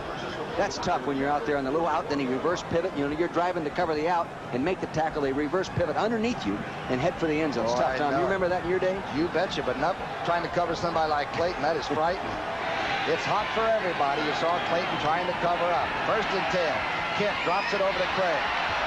The fullback gets the first down for the lunge. On that play, Tom, they try to drop the ball to the fullback and bring a tight end and one running back to go block the inside linebackers. Very clever. Hurry up with 30-some-odd seconds. 49ers with 3 timeouts left. The sprint, and now the throw. Just into Miami territory. Jerry Rice catches it. Now the timeout is used by number 9. Remember last week, right before the half, they went down and got a field goal. What was there, 57 seconds to go, and they drive the ball down there and get a nice field goal out of it. They're also very good in this phase of the game. And, of course, with Wersching's range being somewhat limited. Don't forget at halftime, by the way, the NFL today will have Brent Erb, Will McDonough with scores and highlights, and a great feature on William Andrews, certainly one of our favorite players with the Falcons before that horrible knee surgery. Of course, he's still one of our favorite people. It's called Agony and Ecstasy. And, of course, the instant replay poll from all of you viewers. All of that at halftime right here on CBS. That William Andrews, I remember our Monday night series a few times when I was coaching the Eagles.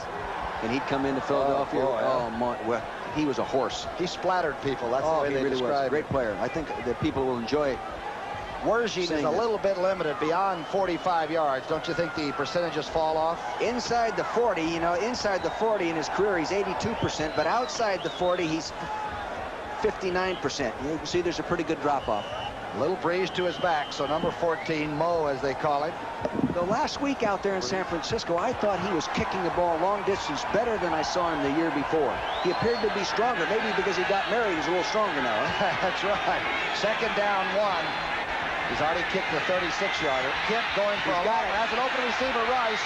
Rice has it and fumbles the ball, then recovers it in the end zone for a touchdown.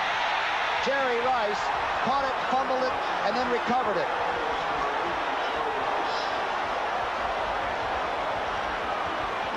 Kemp comes down to the receiver. Wow. Jerry Rice, the big play receiver, averaging 18.4 reception right now on his 2nd touchdown. Up, bump, and run right there. Don McNeil, number 28. Now he's got to get some safety help over there. That's hard to cover by himself. There comes Bud Brown, 43. He can't get there. He catches the ball, now fumbles it into the end zone, picks it up, touchdown. 2nd touchdown for number 80. This one a 50-yard bolt. Now Wersching's kick will be just for the extra point. Morosky's holy. It's down. The best way to answer a touchdown drive like the Dolphins is to get one like that. Yeah. Didn't Jerry Rice tell you yesterday, Tom, that he's lost some weight, he's playing lighter, and he feels faster? At 195 this year. Right. And I think Don McNeil recognizes now that this guy has great speed and great strength in that bump and run position. If you don't jam him real hard and knock him off balance, you aren't going to stay with him. Well, you know, he ran by the Rams, where they have a real good, solid secondary. He ran right by them for a touchdown earlier in the year. He's extremely strong, but I think he's a little faster than people think he is. Right, and Kemp put the ball right where it had to be put. Last week's game, he put one right where it had to be put, right down in the end zone to our left, if you'll remember. And Rice wasn't able to come up with the catch. This time it was so perfect, so well thrown, he had to make the play. You know, McNeil had a chance. He got the ball out of there. Yeah. He somehow kicked it out, and he caught it again. Look at Kemp describing how great it was. Yeah. Enchiladas are on the house. Bill Walsh told me about this guy. He says, you know, he may not be the great layoff guy and all that stuff, but he is so bright, and he understands so well. I am not limiting the offense anymore because he is my quarterback. He's got the full boat, and believe me, when Walsh puts a game plan together, Joe Montana used to wink at me every once in a while I was in town and show me the game plan. He says, Coach, can you believe all this? 12 of 22 for the Ivy Leaguer, 147 yards, 2 touchdowns, and he came in to talk to us. He was suddenly the quarterback. He was no longer the kid that was trying to take over. Yeah, he was. He was poised and confident. Wersching's kickoff now. 15 seconds left. This is going to be into the end zone with that breeze out of the end zone. Almost into the crowd. If anybody has time to get on the board, it would be somebody like Marino. And knowing Shula, he uses every second just about there is. Yes, he does. I kind of doubt they'll flop on principle down here. One of his interceptions this year, at least the one we saw against the Jets, was sort of a Hail Mary type thing where he threw it down for the last play before the half. That's right. And he'd come in here only throwing 3 pass interceptions, and I think he has that many in the first half. The only people that would take a chance on Marino, for some reason, when he came out of Pittsburgh, Shula sat down and said, you know something, I'm really going to go to the wall for you, and I'm going to draft you. Because there were a lot of people drafted in front of Marino, and it had to be one of the great deals ever made, because this young man is quality in all respects. First and 10. Nope. Going to go for the quick break by Woody Bennett. Out over the 35. You know something now? People will say, geez, at the end of a ball game, Miami might have a halfway decent average yards per rush. And they'll say, well, how come the defense didn't defense the run better? Well, some of the running gains, the good runs made in a ball game, come in this kind of situation, and it distorts your defense. You mean when the 49ers are playing for the pass, it's a good time for Bennett to run. Prevent situation. They got 3 men up. Everybody else guarding to the end zone, you know. Everybody, so it's easy. Everybody all week told us if they'd have been able to rush for 1 first down in the 4th quarter against the Jets, there wouldn't have been any overtime. Yeah, that's right. There wouldn't have been any overtime, and Miami would have only given up 7 points in the second half. And keep in mind that Miami has only been 1-2 for Shula one other time, and they went on to the Super Bowl that year by winning 9 of their next 11. Somehow he gathers the forces. 8 seconds. This 49er defense is pretty impressive. You know, Bill Walsh has said many times to me the defense is really good, and George Seifert and the staff are doing a great job with them, and it shows here today in holding these people like they have. Look where Lott is lining up. The all-pro safety man is going to be on the San Francisco 40 and dropping. I think Lott wants to get close to the locker room. Now he's at the 35. He's clear out of range. The back judge can't get behind you. This is ridiculous. Marino outside. Hampton steps out. 3 seconds left. 3 seconds left. Hampton just stepped out of bounds. Now what they have to do is get the 3 people lined up together and throw it in the end zone and hope for a penalty. Boy, they came back, went 96 yards, and the 49ers came right back and got it to number 80, Jerry Rice. But the game's not over. We're only almost halfway there. This is what O'Brien did to that pass defense of Miami Dolphins last week. They'd be playing pretty well, and then all of a sudden they'd give them up a big play. And they gave them 21 points on 3 big plays because of miscues by the defensive safeties. Marino now 16 of 25 for 182 yards. This is second and inches, but he's probably going for a lot. This is high. 3 receivers are down there. Clayton jumps for it. Everybody goes out of bounds. INC on the last play. Well, we got 30 more minutes. And it promises to be interesting.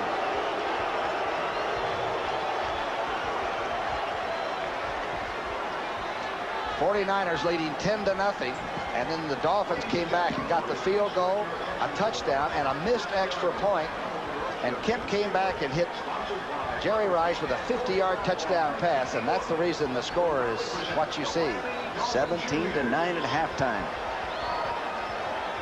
Tom, I wonder Shula's approach going in at the locker room. Does he go in and rant and rave and chew out somebody and get after, or does he go in there with his normal demeanor and just say, hey guys, here's where we are. We're 2 plays out of the ball game and play. What do you think? I'm glad we're right here. We're going to find out. It's 17-9 San Francisco.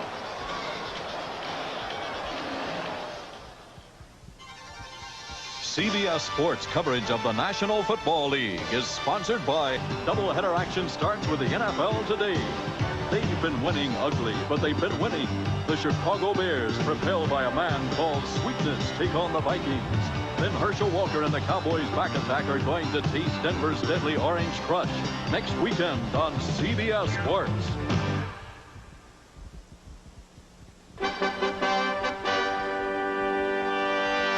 Well, as every football fan knows, injuries are part of the game, but there are some injuries that players don't even want to think about, much less endure. And no one knows that any better than Atlanta running back William Andrews. Ann Butler has that story. William Andrews, touchdown. For William Andrews, this was truly the longest yard. His first touchdown in 3 years since overcoming a crippling knee injury. I was ecstatic to be missed, to have people truly love you for what you have given them. They told me, said, William, you'd be lucky enough just to even walk normal, let alone play.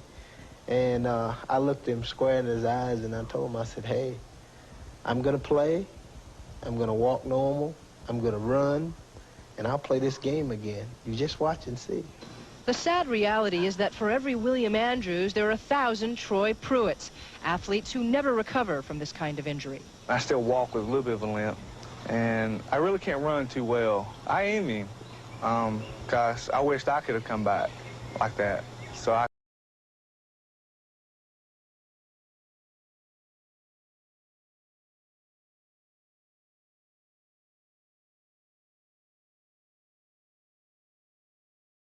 had been one of the game's finest backs, but then during practice 3 summers past, he completely tore apart his knee, suffering severe nerve damage. If the nerve never came back, and the chances were no better than 1 in 5 that it would, then his fate was sealed, and he would never be an athlete again.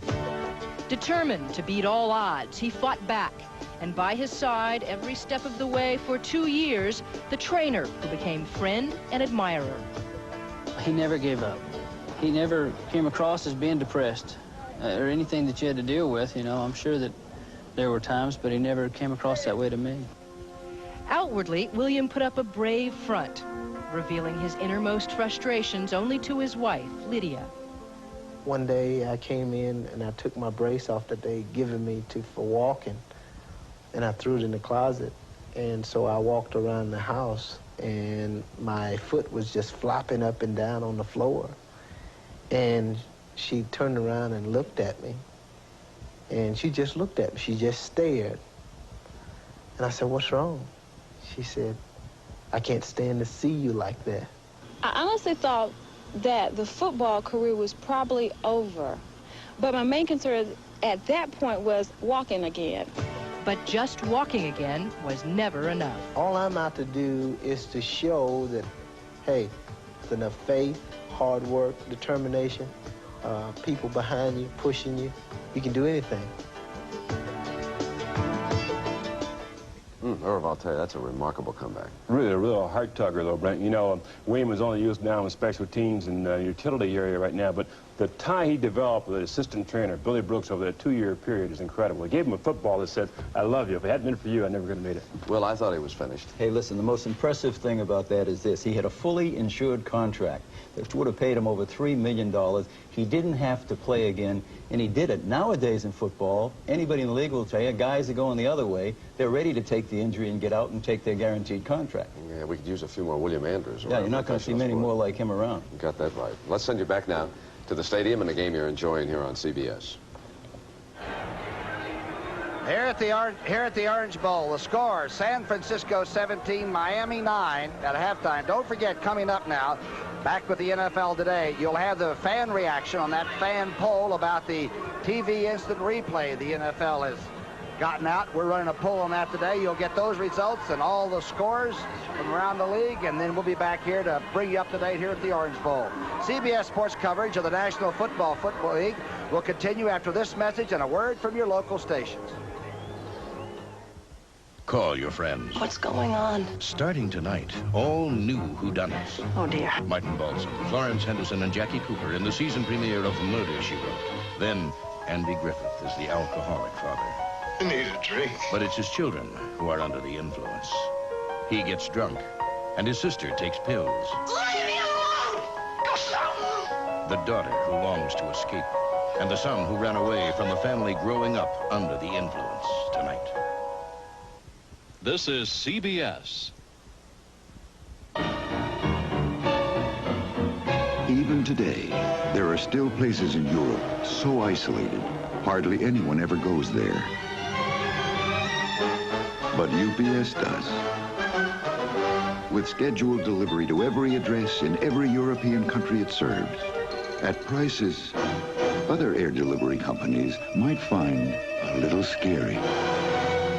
UPS, we run the tightest ship in the shipping business. Look at this. You can walk around here. I was in one airport, nothing but crowds. I had my suit pressed by 500 people. I told the guy, I'm looking for gate 46. He gave me a compass. By the time I got there, I missed the plane. But I got lucky, though.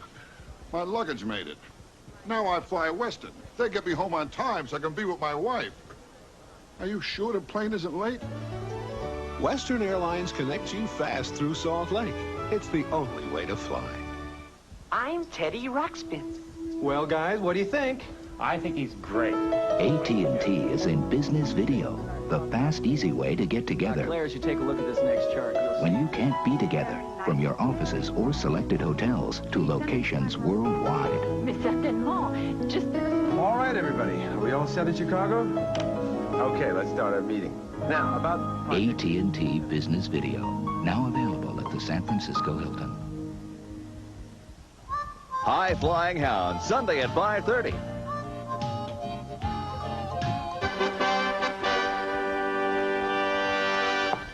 Irvin Will, fans want instant replay in some form. We've had over 95,000 telephone calls today. 31%, or 29,000, say keep it just the way it is. 44%, or 42,000 plus, say revise it but keep it. Throw it out, 25%, or 24,000. Let me again give you the telephone numbers. Give us a call, 900 number. It'll cost 50 cents. Yes is the top number. Yes, but revise it's the middle, and throw it out completely is down there at the bottom.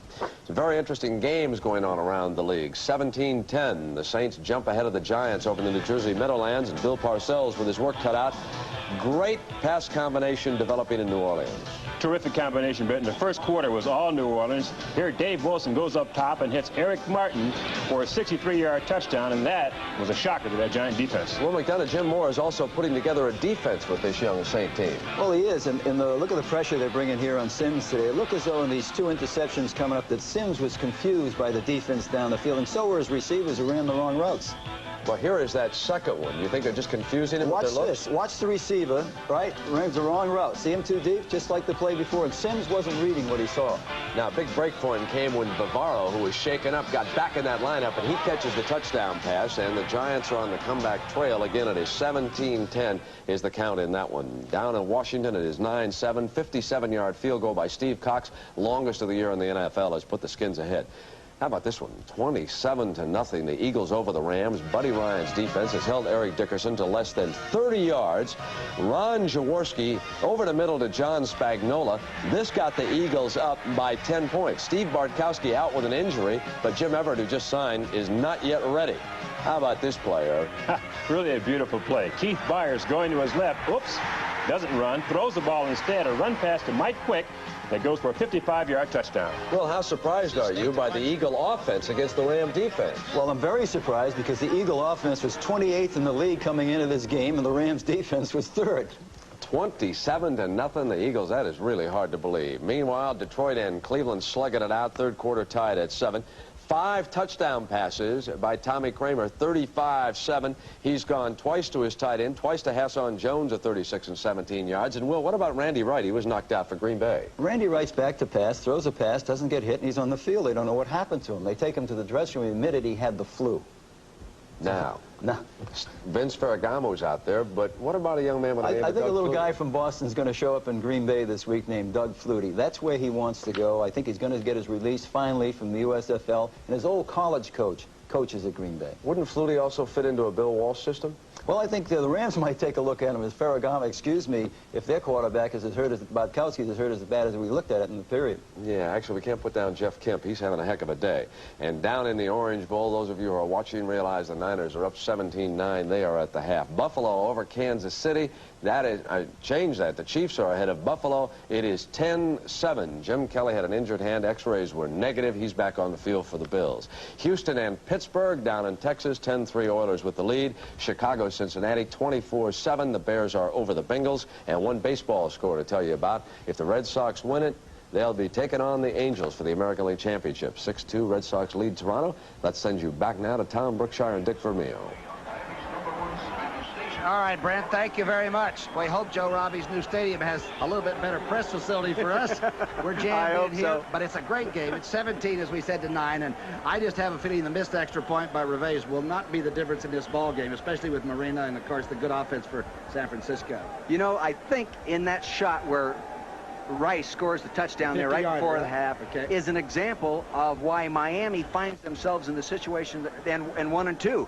They had problems last week against the Jets the same way, giving up the big play.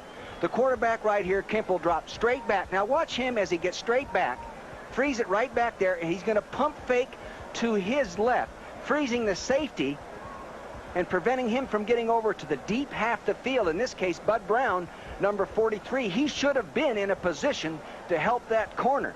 He was not there. That happened to him 3 times for 21 points against the Jets. If you want to define a problem in defense in Miami, there it is. And you know, the great thing is that Rice is one of the great receivers right now around. That was a great catch he made. Huh? That was. All right, it's 17-9. We're getting ready for the second half. Marino, well, you know, he's still going to be there firing. It's 17-9. For every man who wears Brute deodorant, there's a woman who'll be glad he did. Because a man who wears Brute deodorant is nice to be close to, and nobody knows that better than a woman. Only Brute deodorant gives you long-lasting protection with the great smell of Brute. Hello. Brute deodorant, cologne, and everything else. Brute. It smells like a man. Great.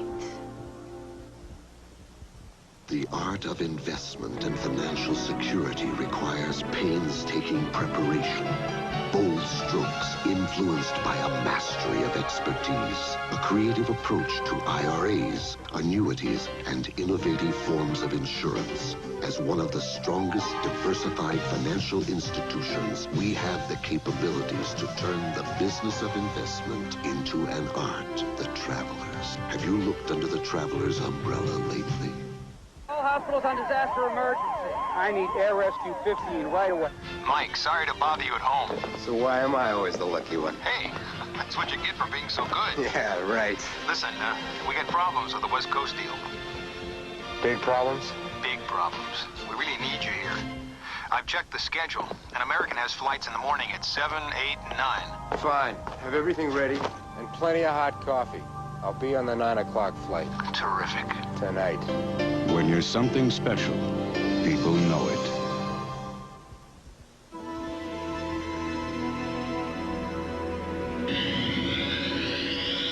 The BMW 735i is one of those rare luxury sedans engineered by driving enthusiasts.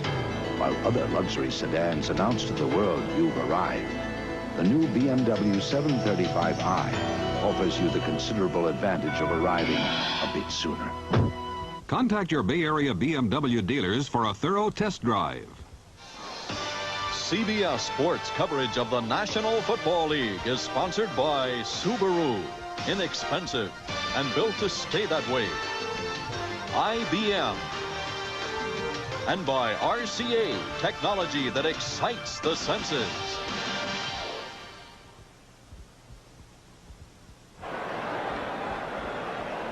From up above the Orange Bowl, the Good Ship Enterprise will just beam you down, if you will, and we'll watch Homo sapiens right here. That's Mo Wershing kicking off for San Francisco.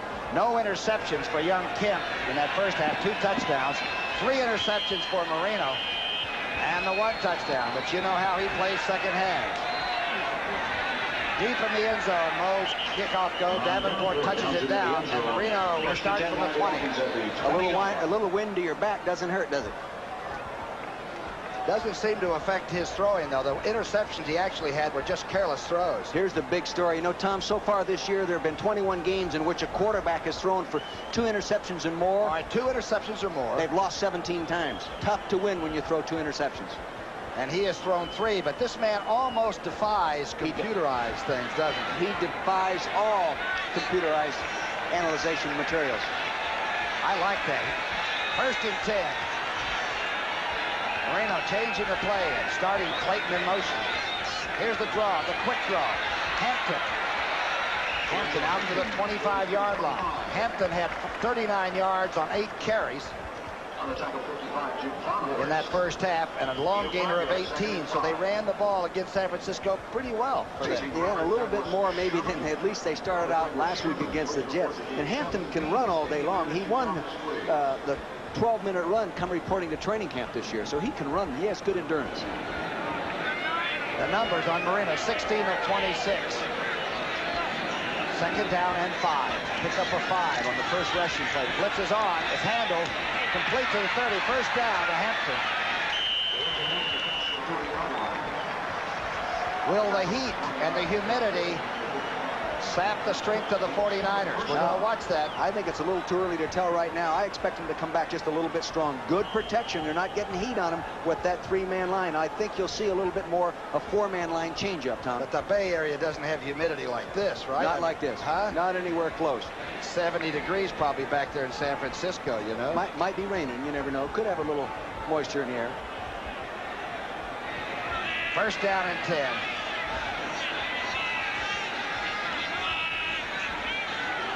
Close set offense. The blitz from behind. Marino gets it off. Tony Nathan has it. Nathan to midfield, dragging 49ers with him. Carlton Williamson took a lift that time. Tony Nathan coming out of the backfield right here. Coming on out. Shows how important it is to use all 5 receivers. See him to the right side of your screen. He works. He plants to the outside. He gets rid of it just in time. Now he gets up there. He's a running back. McKyer misses the tackle, number 22. Carlton Williamson, number 27, comes over and puts him down. Good reception and run that time. An 18-yarder. You can see the numbers on Tony today. Swinging out of the backfield. First and 10. The screen pass to the right side. Hampton inside the 45 to the 43. Ricky Ellison finding him there. Tom Cousineau is in playing defensive outside left linebacker for the first time that I've seen him play for the 49ers. Tom Cousineau, recently acquired from the Cleveland Browns. There he is. He had great credentials coming out of college, didn't he? And had the pulled hamstring for a while, renegotiated down from a $500,000 a year contract. He's making $300,000 a year, but poor guy nearly broke. Pretty good neighborhood still. Second down and 3. Marino now looks like he's come out in the second half to take over. Hampton, first down. Good second effort running by the running back out of Florida. McCall making the tackle, and then they move the sticks again. You want to see a big running back right here lead through on the linebacker. Here it comes. Woody Bennett, number 34, that's what he's known for, whipping people on the line of scrimmage. The linebacker, Ricky Ellison, did a nice job, too, number 50. 49 yards on 10 carries for number 27. Bennett says, I better block well, Coach. They don't let me run with it. There's not much less I can, try to negotiate my contract with. He's as big as a guard. He weighs 240. First and 10. Opening seconds of the second half belong to Miami. Hampton stumbles and falls. Crowd beginning to get involved in this offensive game.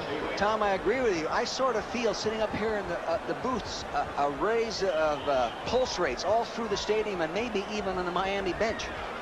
Don't you feel it up here? Well, that's what I'm wondering. I remember on real hot days, humid days, when I was in at halftime, I didn't want to go back out. Oh, chicken, huh? Well, a little bit. Here, even the Dolphins, of course, they're used to this heat, but they're out on their knees and watching this closely. 4 down linemen in there now.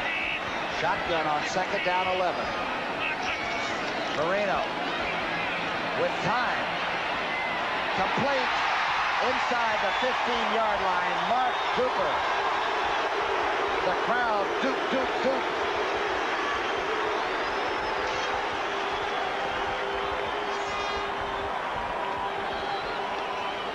To the left corner of your screen, Mark Duper, world-class sprinter, working downfield on Don Griffin, number 29. Runs a deep square in, ball thrown perfectly. Griffin comes in from behind and makes a play. You need free safety help on that kind of pattern, Tom. You'd like to have Tommy Lott coming inside out, rather Ronnie Lott coming inside out to separate him from the ball on that catch. He anchored the 400-meter relay in college. He is a world-class sprinter. Yes, he is. A 24-yard reception by Super Duper. 4 for 71. Marino back on first down. He's driving this time. Look out. He's trying for the tight end down in there, Dan Johnson. He might have just wasted that one at the last minute. I think he expected Dan Johnson to turn back inside because the coverage was outside. And Dan went in and covered himself rather than turning back into the hole. John Sandusky's offensive line for the Dolphins looks like it's giving better protection in this third quarter. They're doing a real good job right now. Plus, the 49ers have been using some 3-man rush. They're coming again now with a 4-man rush. The San Francisco offense stalled out for a while in the second period, and Bill Walsh knew they should be getting points because Marino's coming. Second down and 10.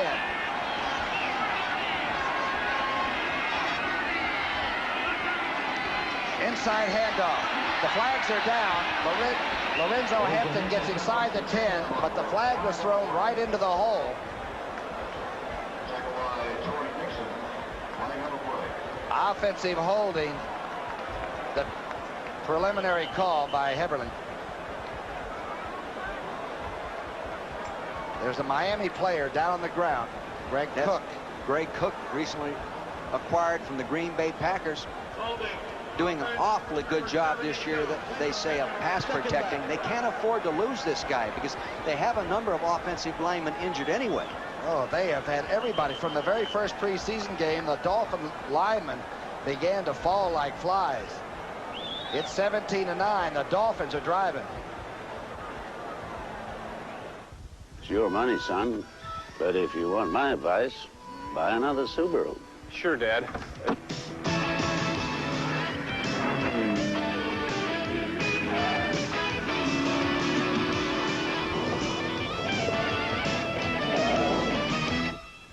I thought we agreed you'd buy a Subaru. But, Dad, I did. The Subaru XT, the Sport Magazine Super Bowl MVP award. Who has transformed video cameras, making them more compact, simpler, more colorful, more fun? Who? RCA, with the new Pro Wonder camcorder, the camera and recorder that uses standard VHS cassettes plus solid-state technology for brighter, more colorful memories. Pro Wonder. If you settle for less than RCA, that's exactly what you'll get. Draft beer. It's always been the smoothest, freshest beer around, poured straight from the tap. And now there's a true draft beer in a bottle.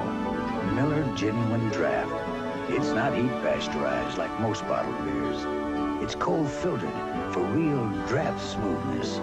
Miller Genuine Draft. It's beer at its best. Greg Cook is walking off under his own power, the big fella of Arkansas. He's very fortunate he's walking off under his own power. Here he is right here blocking on Dwayne Board. Now you'll see Cougar right here, number 67, be pushed over on his left leg. Now watch this. There's a snap. Now Cougar on Lee. See him turned over there, and it caught his left leg ankle underneath. Could have been a serious injury. Fortunately, it is not, or was not. Second down and 20 to go. The scenes shot brought to you by the Goodyear Ship the Enterprise. Dr. Jim Maloney up there, our pilot. Freddie Hildebrand's our cameraman. It's gorgeous, but it's hot today. Marino's hot. Going for it all. Tried for Jimmy Pruitt, and it bounces off his hands, and McKyer was there. Rookie. To the right of your screen now, you're going to see rookie on rookie. Right side of your screen, number 82, James Pruitt. Number 22, Tim McKyer. Rookie on rookie. Excellent defensive play by the young defensive back. Third-round pick in 1986 out of Texan Arlington. One of 9 children. No wonder he plays good defense. Got to be quick around that dinner table, right? Pruitt, just by the way, French bread. Yeah. Pruitt's one of the real good rookies. He's from Cal State. McKyer that time won the battle by inches. Marino is 20 of 32 for 239. And this is third down and 20. Sprinting out to the right. Throwing back now across the field. Nathan has it. Tony Nathan pulled down at the 19. Good defensive play by Haley. What a hustle tackle by 94. He loves to fly around the field, take advantage of his size and quickness. They list him as a linebacker. They play him more as a down outside lineman, actually like the old Fred Dean scheme. He might be that man, the monster man. We've got to get out. You know, San Francisco will have a nickname for 94. He's too popular and too good. He says, Coach, this is a long ways away from James Madison. In Virginia, Reves with a 37-yard field goal attempt. It's no good. The 49ers are celebrating. A missed extra point and a missed 37-yarder. And Shoes isn't happy.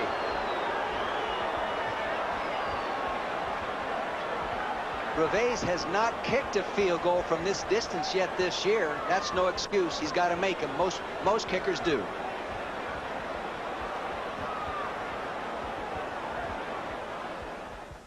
heart surgery.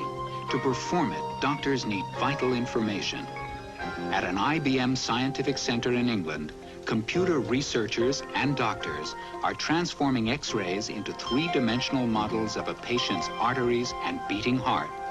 This experimental project is an example of innovation at IBM, and it could be another way computers help doctors save lives.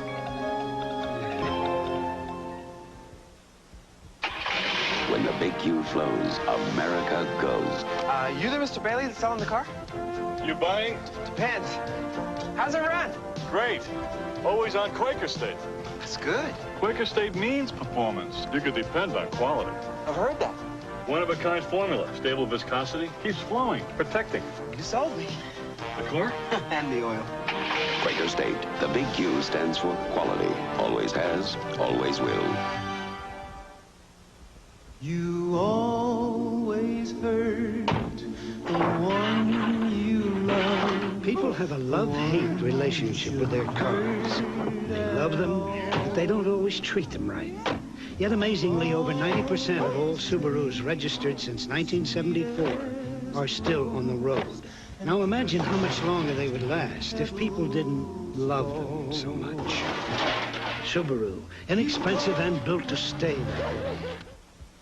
When the Spartans rock, Lorenzo rolls. Lorenzo White continues on his run for the Heisman when Michigan State hosts the Hawkeyes of Iowa next Saturday on CBS Sports.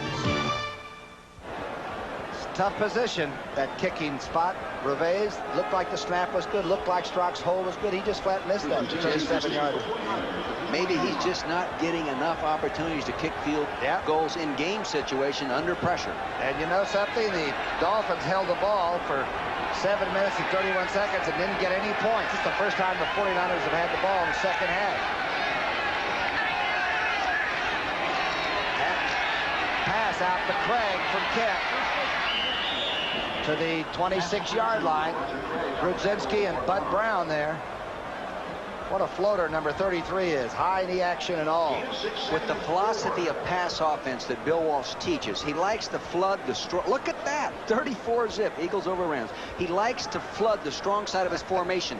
The three receiver side, the flanker, tight end, fullback side. And that's why Craig catches so many balls out there. Second down. Call it 4 on the 26. Kemp knows you must keep scoring against the Dolphins or you lose in the fourth. Toss. Back to Cherry.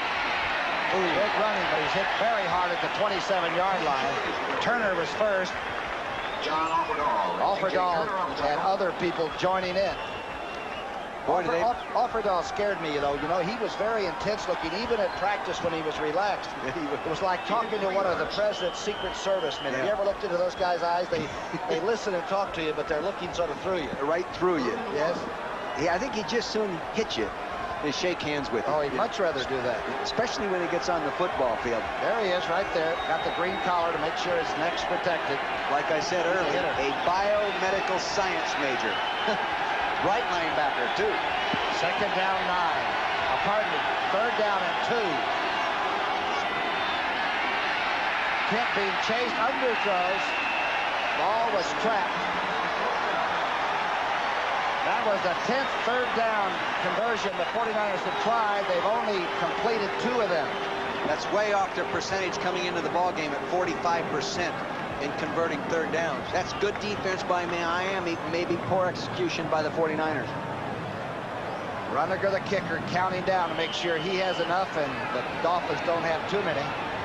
James Pruitt back to receive it. Fairly short kick. It's going to be handled. 42 falls on the ball. That's Lyle Blackwood. Pruitt didn't get a chance to take it. I don't see any flags down. The crowd's buzzing a little bit. I'll guarantee you Mike Westhoff, the special teams coach, is upset because I don't believe a safety should back up and interfere with the right of the punt returner to move forward and field that ball. Next Saturday, CBS Sports presents regional college football action. For those of you on the West Coast, you'll see Arizona State and UCLA. It's good Pac-10 stuff, huh? And the Florida viewers get Iowa taking on Michigan State. Big Ten action. Lorenzo White will be there, and He had a bad day the other day, 192 yards rushing and 3 TDs against Western Michigan. That's Saturday on CBS Sports. He's got a chance to be the Heisman Award winner, doesn't he? Lorenzo White of State. 1st and 10. Marino with time, but he gets hit just as he got it off. Pressure from the backside. Woody Bennett and Keena Turner fought for the ball at the 25, but 2nd and 10. Good pressure coming. Dennis Harrison, number 96, working up in the middle. Larry Roberts, 91, being held coming around from the backside. And Cleveland Green, number 74, had 2 hands full of jerseys right there. 2 hands full.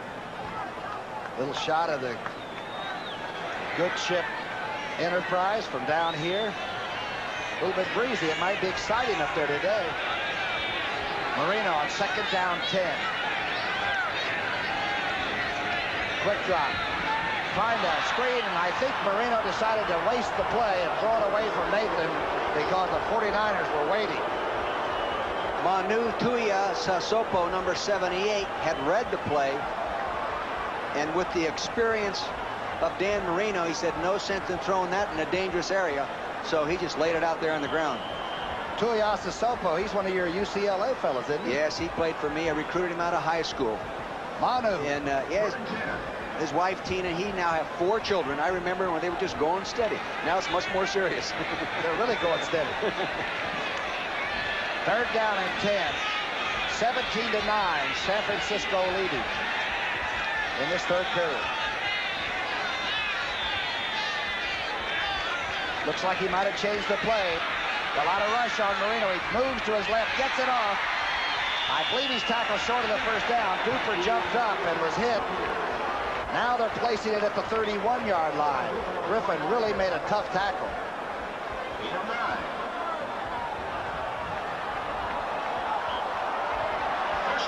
To the middle of your screen, you'll see the receiver coming off bump and run coverage. There he is now. He's working up to the right side of your screen now. He's driving back. Duper on Griffin, 29. I don't know. It didn't look like he made it, that shot. They gave it to him. They both went up in the air. It looked like contact might have carried him on the other side of the 30. Yeah. The officials. Well, they were a lot closer than I am, so I'm sure they made the right call. The right call. 1st and 10. By ahead. The quick draw. Back to Hampton. Hampton breaks through, gets to the 36. The flags are down. That's the play they've been detected holding on a couple of times. Yeah. That quick draw with Marino. He takes 1 step and then quickly gives it to Hampton. 65. Offense, 10 yards.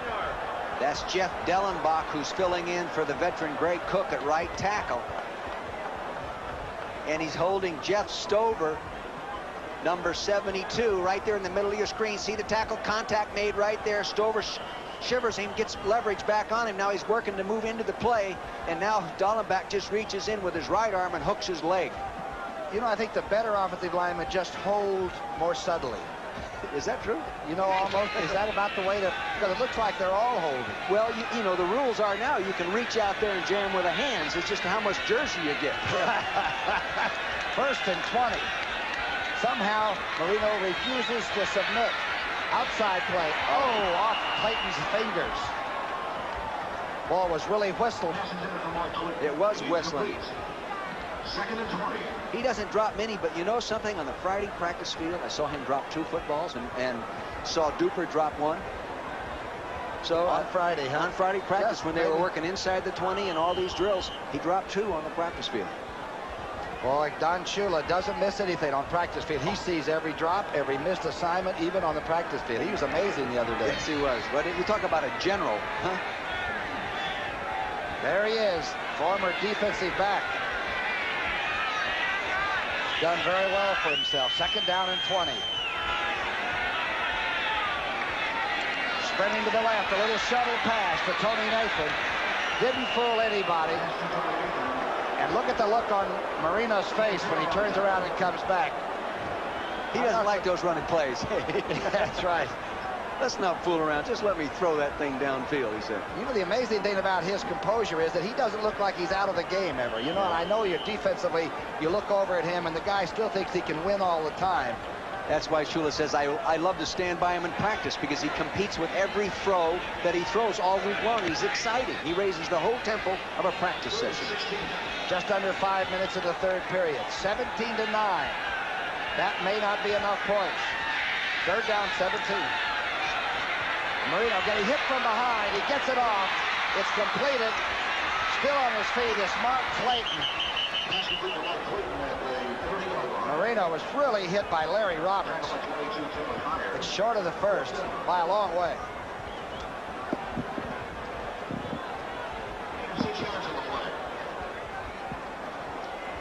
This play was designed to roll out all the way because the center pulled right out with the quarterback.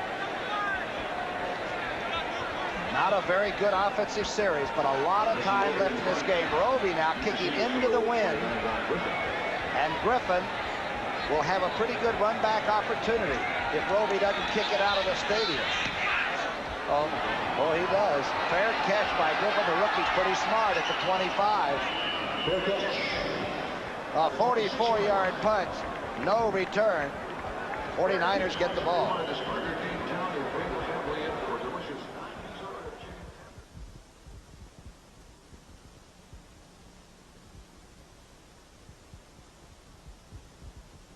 Really, guys, that was a brand new engine. Oh, yeah, sure. I never saw an engine start like that. I pound my arms on. That's good exercise.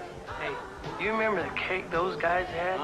Yeah, that was good draft beer. Yeah, that beer was terrific. When you're drinking new Miller Genuine Draft, it'll remind you of the best beer you ever had, because it is genuine draft. Cold filtered for real draft smoothness. Miller Genuine Draft. It's beer at its best. Some new engine. Can we change the subject, guys? I want to talk to you about something that could change your life. Insurance. This is a policy from one of the world's biggest insurance specialists. For almost any kind of insurance. Because you just never know when you're going to need insurance. Excuse me. Hey, you big ape! You know who has to pay for this mess? Transamerica. For insurance and financial services, the power of the pyramid is working for you. Since the beginning, man has been looking for new ways to make flying easy. Finally, we found it. AirCal single call service and the American Express card. With just one call to AirCal, you can confirm the most convenient flight available, even if it's on another airline. And with the American Express card, you can purchase your ticket. The American Express card and AirCal. We make flying easy. Herschel Walker and the Cowboys' back attack are going to taste Denver's deadly Orange Crush. Doubleheader action starts with the NFL Today next Sunday on CBS Sports. Dick Vermeil, the numbers, please. What do they mean to you? It means they're putting a lot of pressure on Marino, and if they can keep doing that, he's going to have a hard time putting it in the end zone. 2 sacks, 7 hurries. He's thrown it 41 times already in the third period. Quick slam. In and out of Mike Wilson's hands by Kemp. Ball was thrown very hard. There's Dan Marino. He's been loaded up. How many times has he thrown? 41 passes. Of course, he's had the 2 sacks, 3 interceptions, 1 TD. Now, we still have almost 4 minutes left in the third period. He may throw 70-some-odd passes today. They better ice down his arm here on the bench. He's got the great motion, the great feet, and he got hit hard on his last attempt. Second down, 10. The fake draw. Hit across the middle, intercepted. Intended for Clark, intercepted by Blackwood. Blackwood runs out of bounds at the San Francisco 27.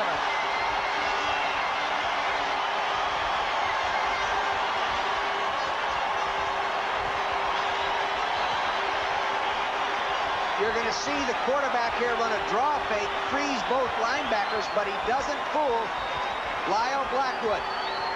See the draw fake in there? Freezes the linebackers. Lyle Blackwood coming from the left side of your screen, sitting in there disciplined like he should. He reads it all away. The receiver coming from the right side of Dwight Clark. He intercepts it. Off he goes, getting up some blocks right now. Second pass interception for the young man from TCU. And suddenly the Dolphins have the ball just about where Marino had to give it up.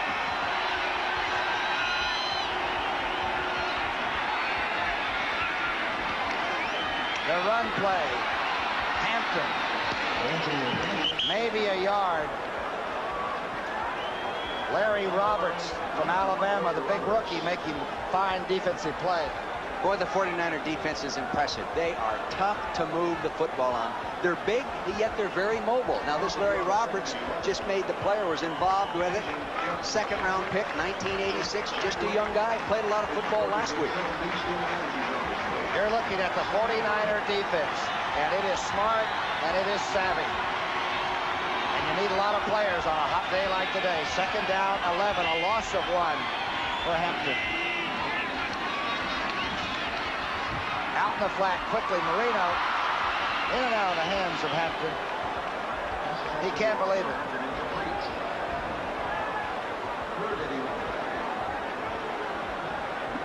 You know what they did that time? The 49er rolled their coverage and went up and doubled Mark Duper. The direction that Dan Marino wanted to throw took away Duper. He had to try to lay it out there to the back. Good defensive call by the defensive coordinator. In this case, the defensive coordinator is George Seifert, who runs the 49er defense. Secondary coached by Ray Rhodes, linebackers Norv Hecker, defensive line Bill McPherson, and Tommy Hart, special defensive assistant, doing a good job. 17-9, San Francisco. They once led 10-0. Dolphins are in position. Marino at the time knocked down. Keena Turner somehow spiked it in that no man's land, intended for number 85, Mark Duper. Dan Marino deep in the shotgun. Gonna ask for a little bit of time. Getting good time right now. Pocket in front of him. Dwight Stevenson, number 57, looking to clean up. Goes ahead and throws the ball. A crossing pattern. And there he goes. The linebacker number, was that Keena Turner, 58? It got up there nicely and knocked it down. Great pass defense. Guess who's on the spot? Reveiz. He's missed an extra point and a short field goal. This is a 44-yard attempt. Not even close this time. You know, and it's a little... He caught the bunker on the left side of the fairway.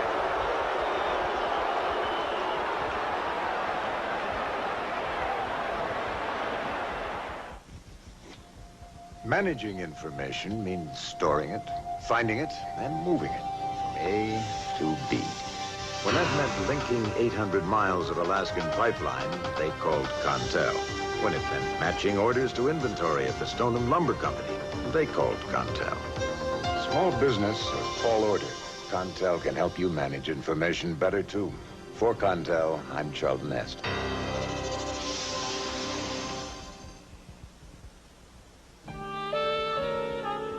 Introducing the Subaru 3-door. The perfect car for the nightlife.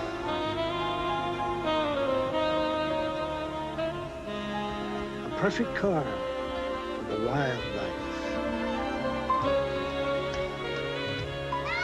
And a perfect car for real life.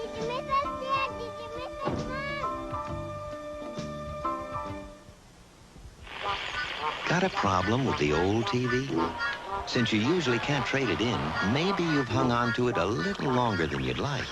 Well, right now at Curtis Mathis, your old TV is worth up to $300 in trade on selected new TVs, stereos, and VCRs, all with our extensive customer service and exclusive 4-year warranty.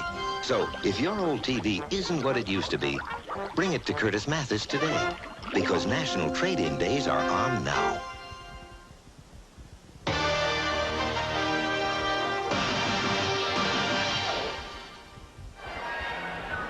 On the left of Reveiz, number 7, the kicker is Mike Westhoff, the special teams coach. What kind of a dog would a kicker have? Because you go home on a night like after this kind of a day, the dog's liable to bite you. Yeah, but you know something? He's liable to kick one at the end of the game to win it. So those guys, they change the games many times. First and 10 toss back to Roger Craig. Craig waits for the block strip, get him to the 35-yard line. Lyle Blackwood, the safety man, coming up. Smart running by 33. Bob Baumhauer's in there playing Tom at that nose guard position. You know, he's coming off that serious knee operation. Didn't start running until 3 months ago. Here he is, number 73, playing nose guard. You can see him right there, head up with the offensive center. He told me he has to concentrate more than ever now to make his bad leg move like it used to move without thinking about it. He said, if I don't, I find myself dragging it. But it's almost 100%. Oh, yeah, he's tough. Drives a pretty fancy automobile as well. I'd say he does. What is a Rolls Royce? Got RR on the front radiator part of it.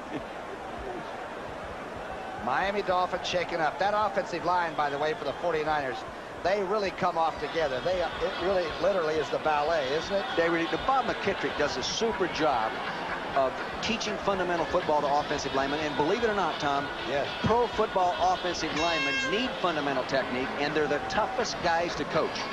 They really are tough to coach in that they don't like to conform to doing things the way everybody else in the line does them. They want to do them their own way. Yeah. They feel more secure, especially true in pass protection. And Bob McKittrick does one of the better jobs in the NFL of coaching good fundamental technique, both run game and pass protection. Blackwood was the injured player, the young man that had the interception earlier. His brother, of course, is on IR, also plays the secondary here.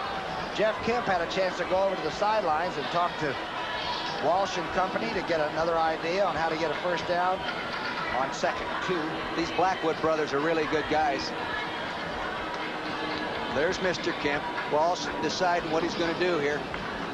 2nd down and 2. The ball's on the 35. 2:23 left in the third period. The 49ers have sort of stalled on offense. Excuse me, Tom. All right. Jeff told me last night that he never questions a play sent in by Bill Walsh. He says sometimes we've only run it twice on the field, but he says his mind operates so quickly out there, and he senses the timing and of when to do something that I just never question. I know it's probably going to work. The offense for the 49ers has not had a first down in this third period. 2nd down 2. Hand off to Harmon. Harmon gets the first down and more. Pulled down at the 43-yard line. Kept in bounds by Bud Brown. 8 yards. In talking with Bud Brown, he said, Coach, one of the number one things we have to do is regain a confidence that we can play. We know we're not as bad as the media says we are, and as the points given up indicates that we are. We know we're not that bad. And here they're playing against the number one offense in football, statistically, and they're playing them tough. Well, they are playing tough. 49ers, first down of the second half. 1st and 10, toss back to Craig. Looks like the Niners want to use the clock a little bit. Craig makes the corner. Knocked out of bounds at the 45-yard line by Bud Brown again. Tom Brookshire and Dick Vermeil at the Orange Bowl. You can see how important it is for the linebackers to get inside out on the running plays. Here they are. They've got to get over there when that play is forced back to the inside. Unfortunately, play was not contained real well, and they weren't able to get inside out on the ball carrier as it moves to the left side of your screen. See, they were cut off inside, so it was a nice block right there, and there's Roger Craig out running clean. A 12-yard gain. Craig now has 36 yards on 7 carries. 1st and 10. 49ers in Miami territory. Straight ahead drive. Cherry darts in there. Short of the 40-yard line. Running up behind Bubba Paris. Bubba Paris told us, I wish they'd run right up behind me more like they used to do at the University of Michigan. Now, I don't know if he was boasting a little bit or really desires to have them run the ball up behind him a little bit more. Bubba Paris weighs 310 pounds. We're at the Orange Bowl. The Dolphins and the 49ers. A couple of years ago, they played in the big one. And the 49ers conquered Miami, but I did not feel, watching the Dolphins work out, that they were afraid to play this team at all. You could not sense that they were beaten badly last week. They were beaten in overtime. Kemp now driving the 49ers, trying to get more points. The reverse. That's Harmon. Did he get the first down? Quick reverse as they got the Dolphins chasing. Boy, that John Offerdahl, number 56, follow him right now, fans. There's a guy that really puts the running backs down. Now look at him. He's not fooled. He's moving inside out. Now just track him. Now watch him unload right here. Boom! That's what Shula was talking about. He said, this guy can really strike him. And you can see what's happening to the clock. That's the end of the third quarter. The score is San Francisco 17, Miami 9. We now pause for a word from your local stations. This is CBS. Time to play! McDonald's NFL! Kickoff payoff! Oh, good! You collect these cards of your favorite NFL stars. Oh, like him? Every kickoff payoff card is a winner. Win great McDonald's food prizes. Winning cards must be redeemed by the following week. So hurry into McDonald's. New winners every week at McDonald's! Collect all your favorite 49ers and win great food prizes, too. Play NFL kickoff payoff at any participating McDonald's. Columbia, 1858. Hey, buddy, how you doing? You got gold for sale, right? I can give you the best price in California. Hey, mister, you can get a much better deal over here. For over 133 years, Wells Fargo's come through with a fair shake for Californians. $18.50 an ounce. That's what it's worth. That's what I'll pay. Done. Wells Fargo Bank, still coming through today. The new Hyundai Excel is a smart choice if you want to start a carpool. After all, the front-wheel drive Excel has room for 5, is very economical, and very dependable. But since it only costs $49.95, the Hyundai Excel may start a whole new kind of carpool. Because when you buy this car, it will help you save enough money for a pool. Hyundai. Cars that make sense. Evening in Australia, Monday at 7:30.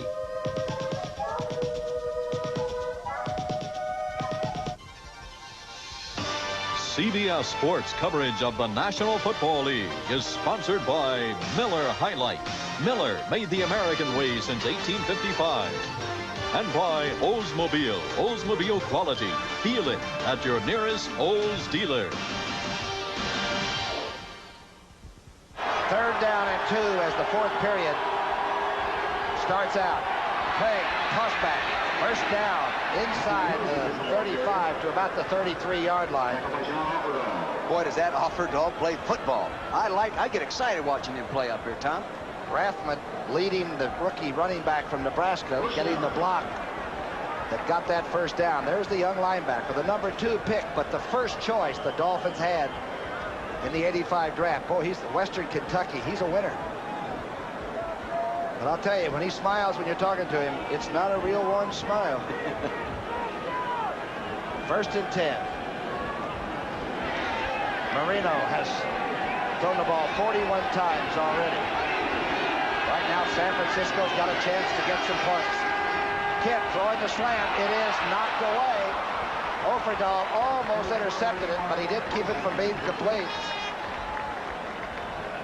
Wilson was the intended receiver.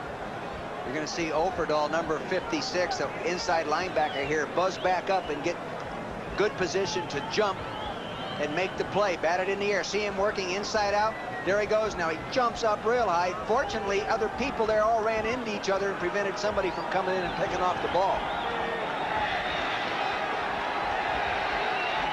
49ers have 27 passes and 19 runs. This is another run. This is Rathman. Number 44 puts his head down and blasts over the 30. Hit Mark Brown right between the eyes. John Ayers, number 68, pulled out on that time, Tom, and he really knocked the heck out of somebody. In fact, the person may not be getting up. This big Texan can play. He's the most consistent offensive lineman in the 49ers. That's Offerdahl. It's down. The young rookie linebacker, the signal caller. There's the blocker. 13:54 left in the ball game. It's 17-9. San Francisco. Just as proud as the people who are drinking it today. Miller, baby, American way. Born and brewed in the USA. Just as proud as the people who are drinking it today. Miller's made the American way. Miller contains no additives or preservatives. Purity you can see, quality you can taste. Miller's made the American way.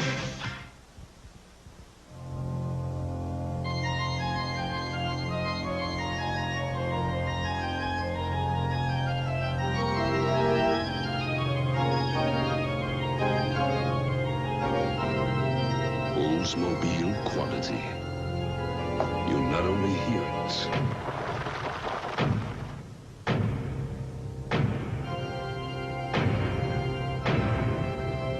you'll feel it.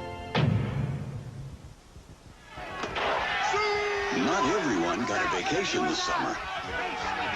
I need a vacation. What do you need, some glasses? How many fingers can you see? I need a vacation. This fall, you can still get great low fares to more places on the biggest bargain airline, United.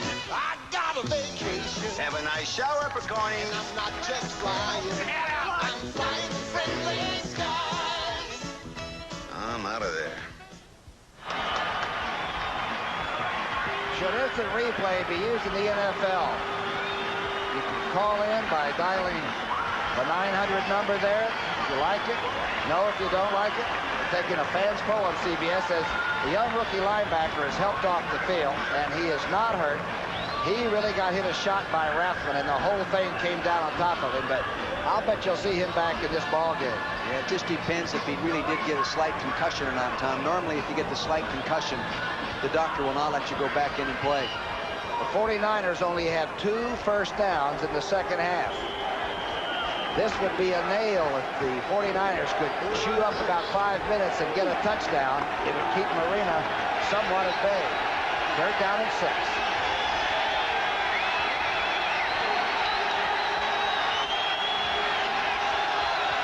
The quick draw to Craig. He gets a good hole to the 16-yard line with a rush.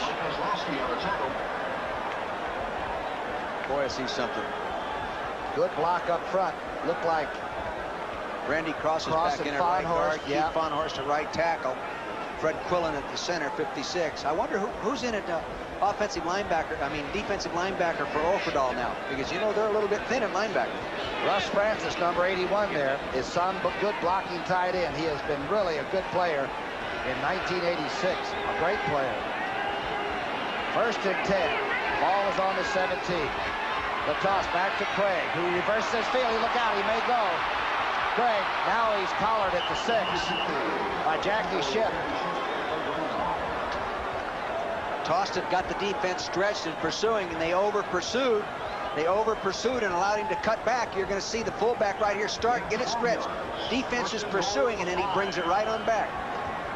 Andy Hindle is in there at the linebacking spot for Oferdal. That's who he is, Tom. Thank you. Now he makes it back. See, now Better's right there. Number 75 is responsible for leverage as a defensive end. He should make that play, and Jackie Shipp has to reverse and come on all the way to get it. Andy Hindle getting some action in the tough kind against the 49ers. The quick draw inside. Derek Harmon gets outside out of that power. Good defensive play by Bud Brown, who's made about half a dozen tackles from safety. Well, he came into the game making 23 tackles, so you know he's an active football player. His brother Bill is a player at the University of Alabama right now. Now the Dolphin defense is really being pressed, and the clock continues to run. Obviously, Walsh and company wanted to simply go by the wayside and don't let Marino have too many shots at you. Crowd getting a little restless now. Clark to the top. Rice to the bottom of your screen. Almost intercepted, intended for Clark on the slant. Very well covered by Miami. That actually should have been intercepted. That safety moved right in position. You can't see the safety coming right off the bat as the quarterback drops. Look to the screen to the left side now as he fires it. You'll see the safety working inside out right there. Darn, that's Bud Brown, number 43. Should have made the play, really. Now Kemp goes over to the sidelines for some information as a timeout is called. Kemp is 1 of 6 for 6 yards in the second half. You know, Bill Walsh, in the past, and I can think of all the way to the Super Bowl in the first win, that down here, in this kind of situation, they're liable to come with some kind of action and bring it back, sneak him through the line of scrimmage, and then across against flow. And Kemp has good speed for a quarterback, so he can scan or run beyond perhaps the rush, huh? Yeah. Number 9 getting some information. He's got a bruised back, we're told. The young man from Western Michigan should be back. You see him trying to work it there. Joe Montana can sympathize with him right now. Yeah, Joe's watching a game, but he's at least home from the hospital and with his family. And as they said on NFL Today, he's doing well and maybe even back before the end of the season. 11:24 left in the fourth period. Miami took the second half kickoff and really controlled the thing for 7 minutes, but didn't get any points. And the field goal kicker has missed a couple of field goals and an extra point for Miami. So what breathing room there is might have been very, very close. See, here, even if you lose a few yards with the type of play that you call, you're still in easy field goal range. If you're a little further out, you're very careful about what you call because you don't want to take a loss. But in this position, you might take a chance or two, a little more razzle-dazzle, misdirection, and get it in. And if you don't get it, you're still in good field position to kick it. San Francisco offense on 3rd and goal from the 5. There's the draw play for a touchdown, it looks like. The good handoff by Kemp, and Roger Craig scores jumping. This is a very unusual draw play. It's the play in which the quarterback goes beyond the fullback and hands it to him from behind. See that? Look at that. Oop, you take it, like putting the key in the lock. That's an old Paul Brown, Cleveland Brown play run many years ago. Walsh has kept that in his offensive scheme and pulls it out of his hat every once in a while. You know why that works so well? Why? Because linebackers are used to watching the quarterback go beyond the fullback and then release and say, oh, they're not going to give him the ball. Wershing makes the extra point. Big play by Craig. Good call by Dick Vermeil. It's 24-9, San Francisco. I like to go first class, so I appreciate Oldsmobile quality. That's the sporty Delta 88 Coupe. But with the foursome on my own, the Zeller car Come on, kids. is a Delta 88 sedan. Sporty enough for me. But roomy enough for all of us. Olds calls Delta 88 the family car that didn't forget the family. And Fuzzy's family agrees.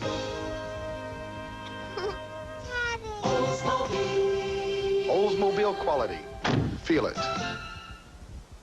You might be able to make it on your old antifreeze another year, but then again, you just might find yourself left out in the cold.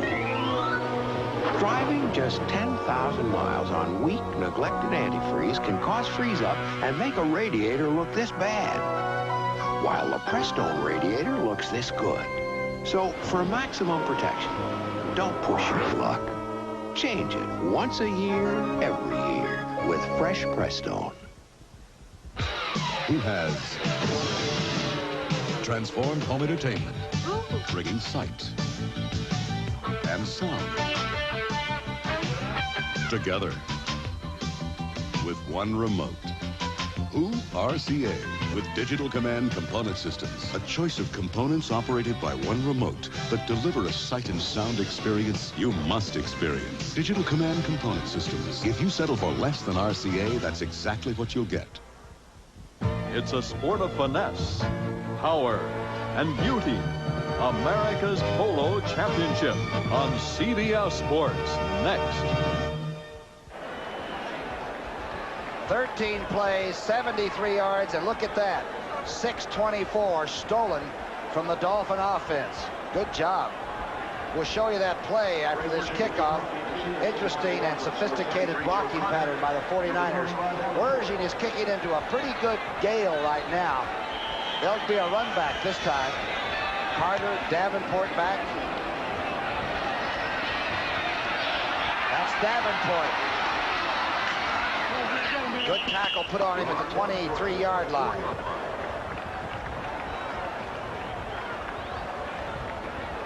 It's working. Here's another look now. Watch the offensive guard, Randy Cross, go down. He'll block here. Freeze it right there now. Freeze it. Now you'll see the quarterback right here reaching around and inserting from behind. You'll see the Quinlan, the center, number 56, going up on its side and gets the linebacker. Tight end crosses. Oh, complicated, but it worked. And Francis wiped out the offside linebacker. That play really like the kind of diagram on Friday night as a coach. Marino back to work with over 11 minutes left. Complete out on the 30-yard line. Tony Nathan, one of the great ones here in Florida for years, out over for a first down to the 36-yard line, and they're hurrying up already.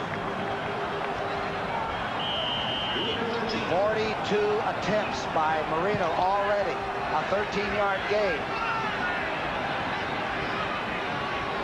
Marino changing now. Haley's in the game, the dynamite rookie pass rusher. Here's the draw play.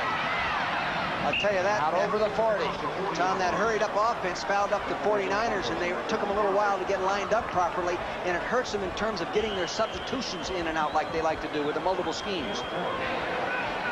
3 interceptions early against Marino, and somehow you still feel like the Dolphins might be able to get close. Marino complete to midfield and spinning to the 46 goes Mark Clayton, and 13 is moving.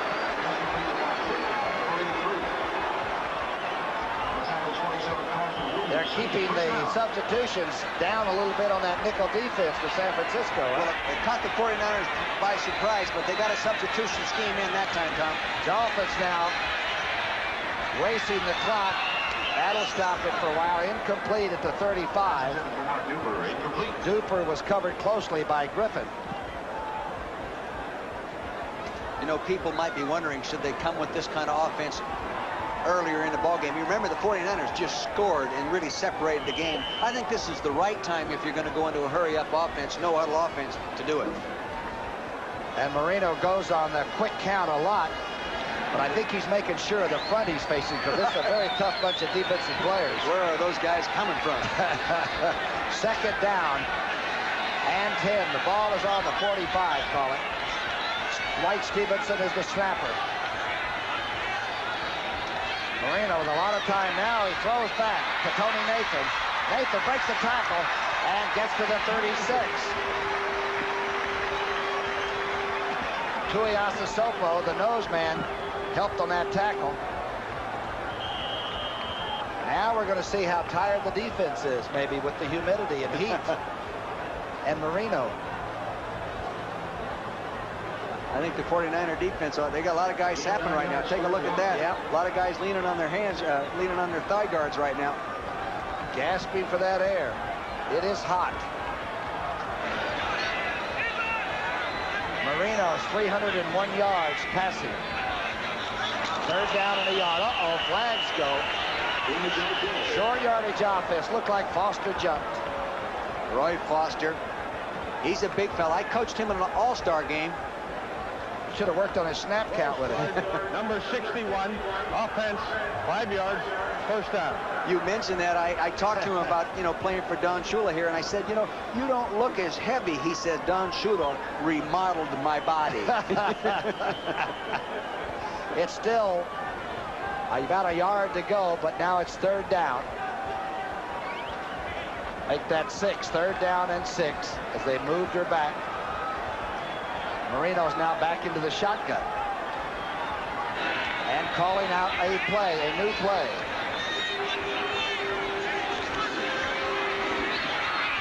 Intercepted by Ronnie Lott. Lateral back to number 46, Homo. Homo's got a lot of people helping him here. He's going to go in. Let's see if there are any flags. It was Marino to Lott to Homo. Touchdown, San Francisco.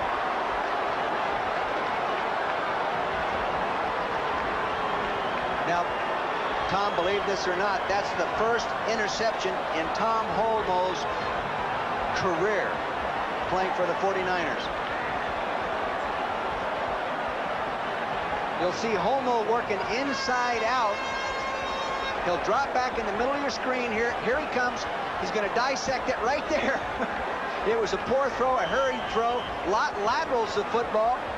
Now it's a foot race. You're going to see Marino come over here and act as if he's a linebacker. He sees the swarm of red jerseys. He says, no, I don't want a piece of that. I'll tell you, that first down, or that third down and short jumping off sides really put Marino into the jackpot, didn't it? How'd you like that old rugby play, huh? Ronnie Lott, lather into Homo. Touchdown, 31-9. Now they actually don't give Homo an interception return. but he'd never had an interception before, Tom. He's probably going to want credit for that. His first TD. Homo. Let's take another look to the right side of your screen. You'll see lot number 42 working inside. Now he works inside out right there, reading the quarterback. He intercepts the ball. Sees Homo, number 46, right there, flips it to him. Great poise under pressure. Great poise under pressure. He picks up a row of blockers. You know, many times when this happens, Tom, you get the ball in your hand, everyone has a code word that they yell, like Oski or fire, fire.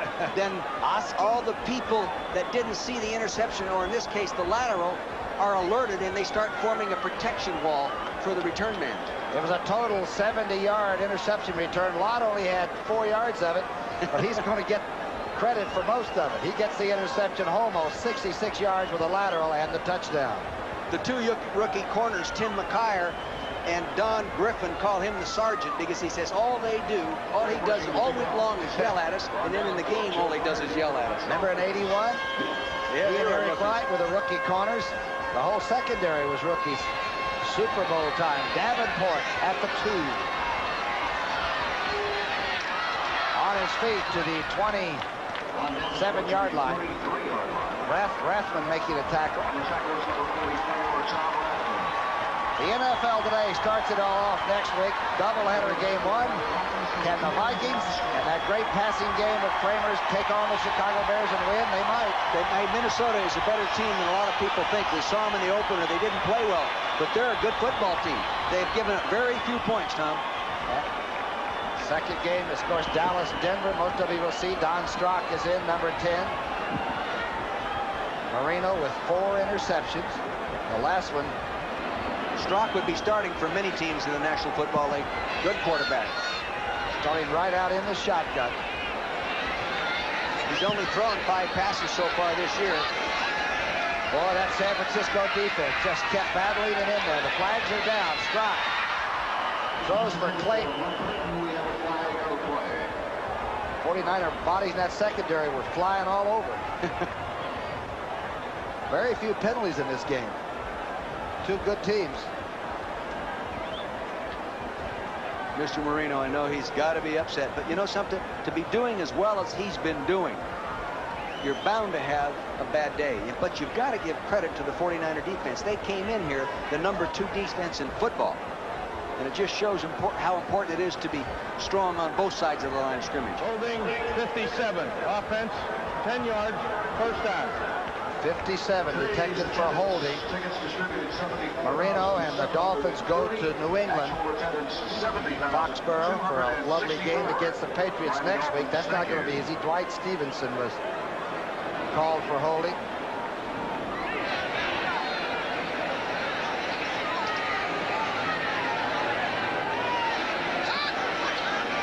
Strock is in, number 10, the screen to the right side. Tony Nathan gets a couple of yards. Let's go to New York City and an update with Brent Musburger. Well, Brookie, the Giants have gone ahead of the Saints for the first time this afternoon. Phil Simms did it. Second touchdown pass of the game. It's to Zeke Moat. It's now 2017. Fourth quarter, Giants with the lead. We'll keep you up to date. Back to Brookie. Okay, Brent, those Giants continue to hang in there, and they've got the kind of defense that'll take them a long way. Good throw by Strock to the 42, Pruitt making the catch.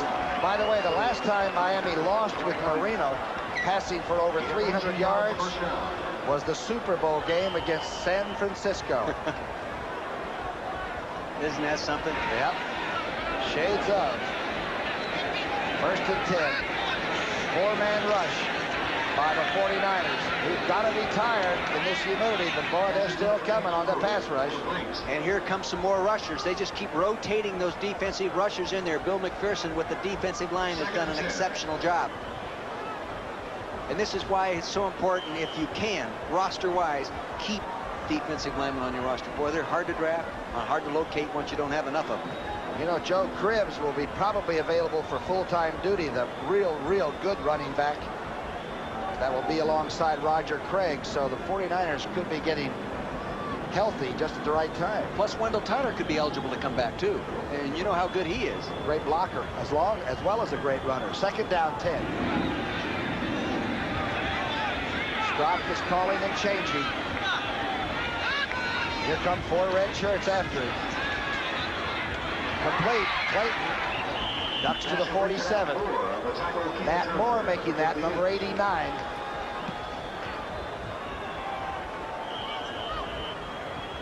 Slow down by the defensive lineman just a tad.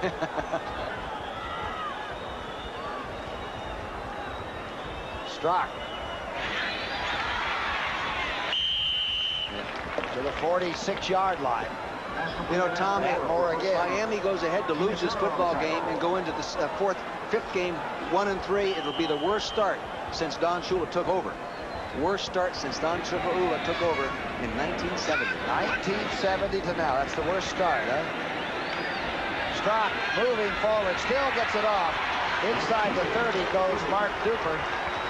Boy, that was a good throw. It was. 1969, they went 5-1 under George Wilson. Remember George Wilson? Yeah, and then Don Shula came from the Baltimore Colts and has taken this team to the heights. In fact, they're the only team to ever go to the Super Bowl 3 straight years back in the 70s. Strock complete again. Tony Nathan to the 16-yard line. See, the 49ers are playing very loose now, just giving them these yards they can afford to with the kind of lead they have. The only thing it does is it hurts their defensive stats in terms of comparison to the rest of the league and their position.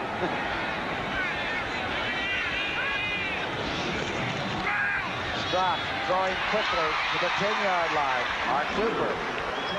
The hurry up there is still 5 minutes and 20-some-odd seconds on the clock. The interception run back might have been the nail.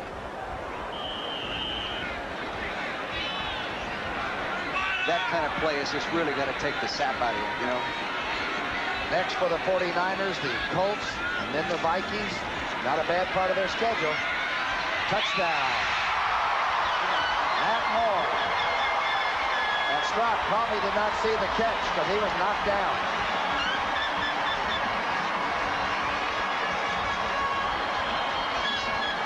That's Nat Moore. Nat Moore has caught 478 passes in his career from Miami, and he's averaged a touchdown every 7th reception. Remarkable player for the Miami Dolphins. It all goes for naught, though, Tom. Does today. Revez is in there to kick, number 7. The holder is Strock.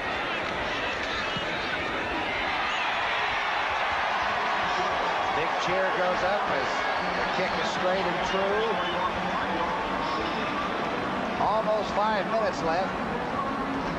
You're going to see right here, he'll come out of the backfield, Nat Moore, working up inside Ferrari, number 54. He gives a little move to Ronnie Lott, 42, to stick him and hold him, and then takes the catch in the end zone. Most of the people are staying here in the sunshine. Maybe they're just baking out. Nobody's left this beautiful ballpark. But it's old, and of course, the new stadium down the road will be operating in August of next year when the Chicago Bears come in for preseason against the Dolphins. Joe Robbie has a new $100 million ballpark there. It's under construction right now. I hope he builds a new facility for the coaches. That facility for the coaches and their offices is really the number 28 in the league. And the locker room, too, I suppose. Gosh, yeah. I imagine they'll build a whole new complex. You can see that score, 31-16. Arena came out in the first half, had 3 interceptions. But the Dolphins controlled most of the third period and simply couldn't get anything. Missed field goals, missed chances. And the 4th interception was too much. Nat Moore's 69th career touchdown reception. That's what we just saw. 69. He slowed down a little bit, but he's still quite a foxy player. Here's the overshift, and Revez kicks it down into the corner here. It's a live ball, and it is touched down at the back line by Don Griffin.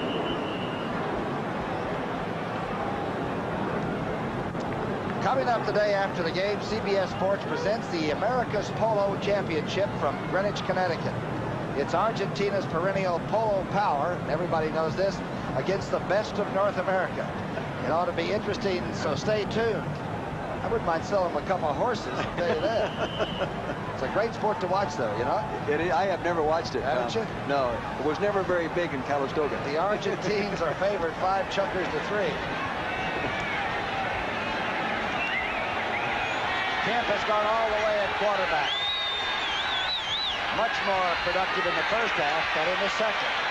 That's Tony Cherry. Did he get the line of scrimmage? Hendel, the young linebacker, made the tackle. Look at Tony Cherry, 5'7", about 180 pounds.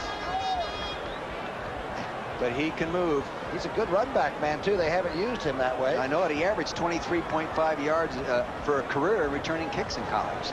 There he is right there. Well, that's Rathman. There's Cherry to the left there. That's Rathman, the big fullback out of Nebraska. Number 44. Second down 10. The toss back to Rathman. Hit hard. Spins for maybe 1. Very good nose guard play by Jerome Foster, number 78, working inside out on the play.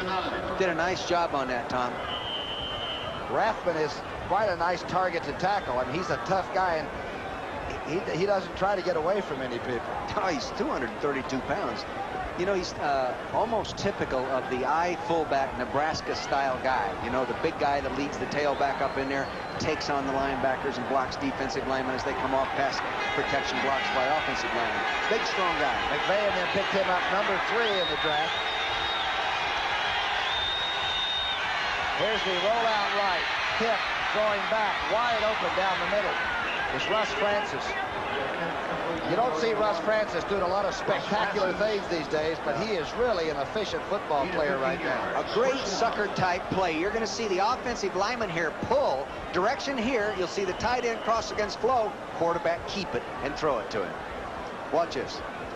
All action going the other way. Bob Brown, 51, not totally fooled, but you don't need much time to get this one off. Here comes Russ Francis. Nice catch, first down. Big play. First catch for Francis, a 14-yarder.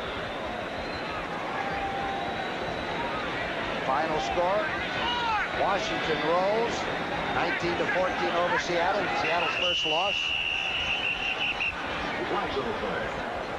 Wallace looked like he brought that hand up a little early. He's a rookie out of Auburn, a number 4 pick, 86. He blocked for Bo Jackson a few times in his career. But I think he knew the snap count when he was blocking for Bo Jackson, didn't he? Yeah, but you know that the 49er rookies are men. You know, they're grown-looking players. Wallace is a... The rookies are bigger than the veterans, except for Big Bubba. By the way, the numbers on Jeff Kemp, 14 of 29, 167 yards, 2 touchdowns, and 1 interception. He is the quarterback for the San Francisco 49ers. Inside handoff, Rathman with the ball covered up with both hands to the 37. TJ Turner and Hendel in there, the linebacker that replaced Offerdahl. Bill Walsh has got to be very pleased about the performances of his football team to come down here in this situation. It's really the first quality offensive team his defense has had to face this year in the first 3 games. Tampa Bay was the opener, right? Los Angeles Rams, not a big offensive team. Number 2 game. Last week it was New Orleans. Now he comes to Miami and brings this very fine defensive team down here. They really get the test, and they pass the test. Got to go home with a lot of confidence. Especially playing a team coached by Shula. You know, here's a fellow that's been getting teams ready for big games for 24 years. And you know something, Tom, when I used to coach against Shula, is I found a way to do a better job that day than maybe I did the week before or the week after, just because it was Shula coming to town or we were going there. He has such a mystique about him within the National Football League that it brings the best out of you. Fear is a great motivator when you're coaching against people like this, huh? You bet. I thought he did the best Saturday coaching job. I was amazed that he was into every department of this team. You know? Into everything, from the kickoff return to the goal line defense. He was involved with everything going on the field. He greeted me by saying, Tom, there is no such thing as a tackle eligible. I was kidding him about a play that they'd run against the Eagles. He said, now you can help me with my defense. But he seemed very loose, didn't he? He did. Second down and 9. Francis is the motion man. Rathman stringing out the play. The Dolphins do a good job. About the line of scrimmage, Moyer makes the tackle. Alex the Cat, they call him. Number 54. Bruce Colley is over playing left tackle now, Tom, number 69. 31-16 San Francisco.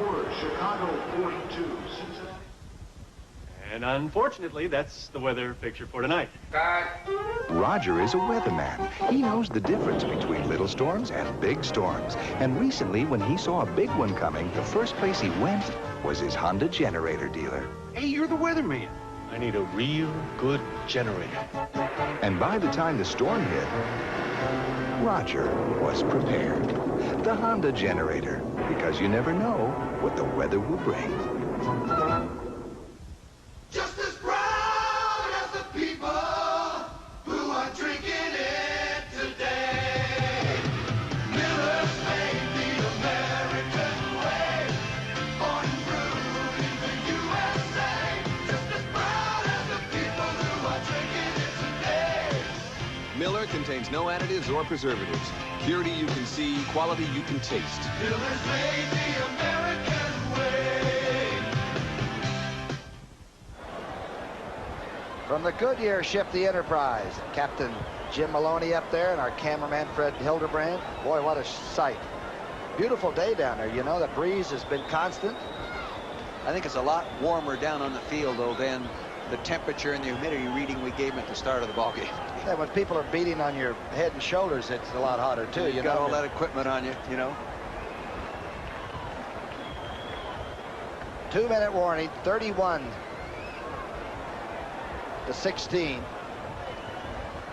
San Francisco, this half, is at 82 yards rushing and 20 yards passing, 102 total yards in the second half. The Dolphins really had some good opportunities in the third period and just didn't capitalize at all.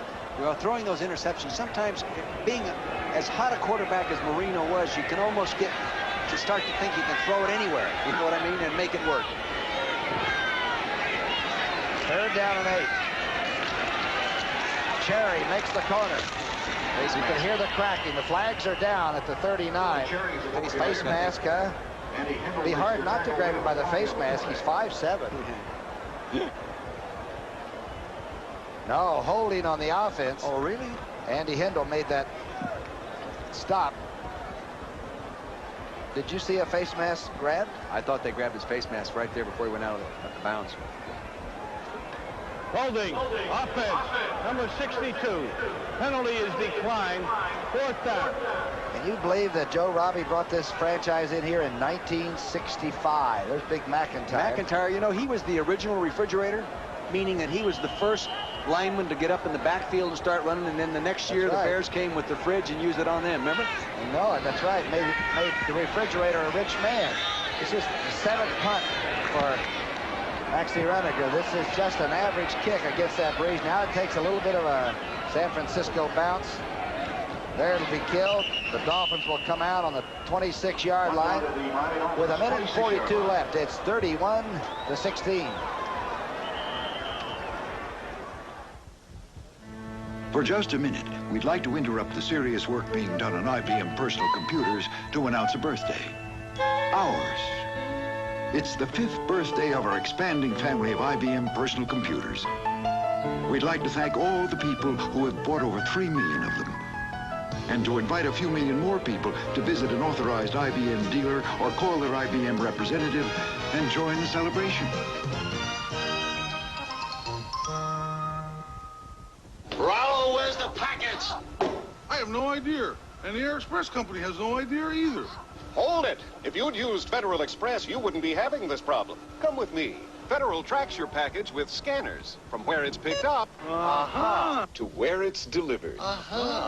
Giving you its exact status within 30 minutes or your money back. Next time, send it Federal Express. Why fool around with anyone else? I had no idea Federal did that. Absolutely no idea.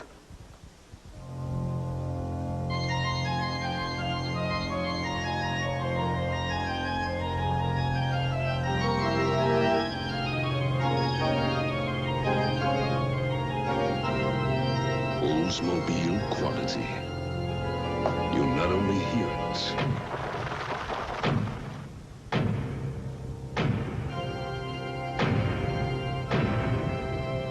you feel it.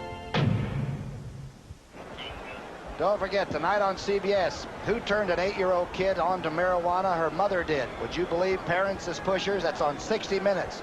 Followed by Murder, She Wrote, and then the CBS Sunday movie, Under the Influence, all coming up tonight right here on CBS. By the way, Nathan has 101 yards receiving, 10 catches. Duper 7 for 102. Clayton 7 for 86. And the Dolphins are losing. Well, again, it's so obvious to every fan that's been watching the ballgame. You turn it over like the Miami has, you're going to lose. Strock is 8 of 9 for 82.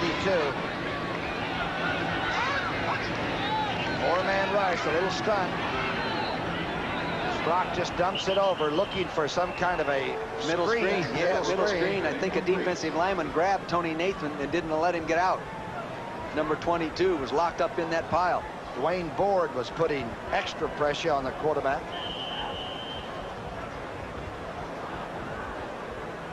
Scores around the league. Philadelphia still over the Los Angeles Rams. That would be the Rams' first loss.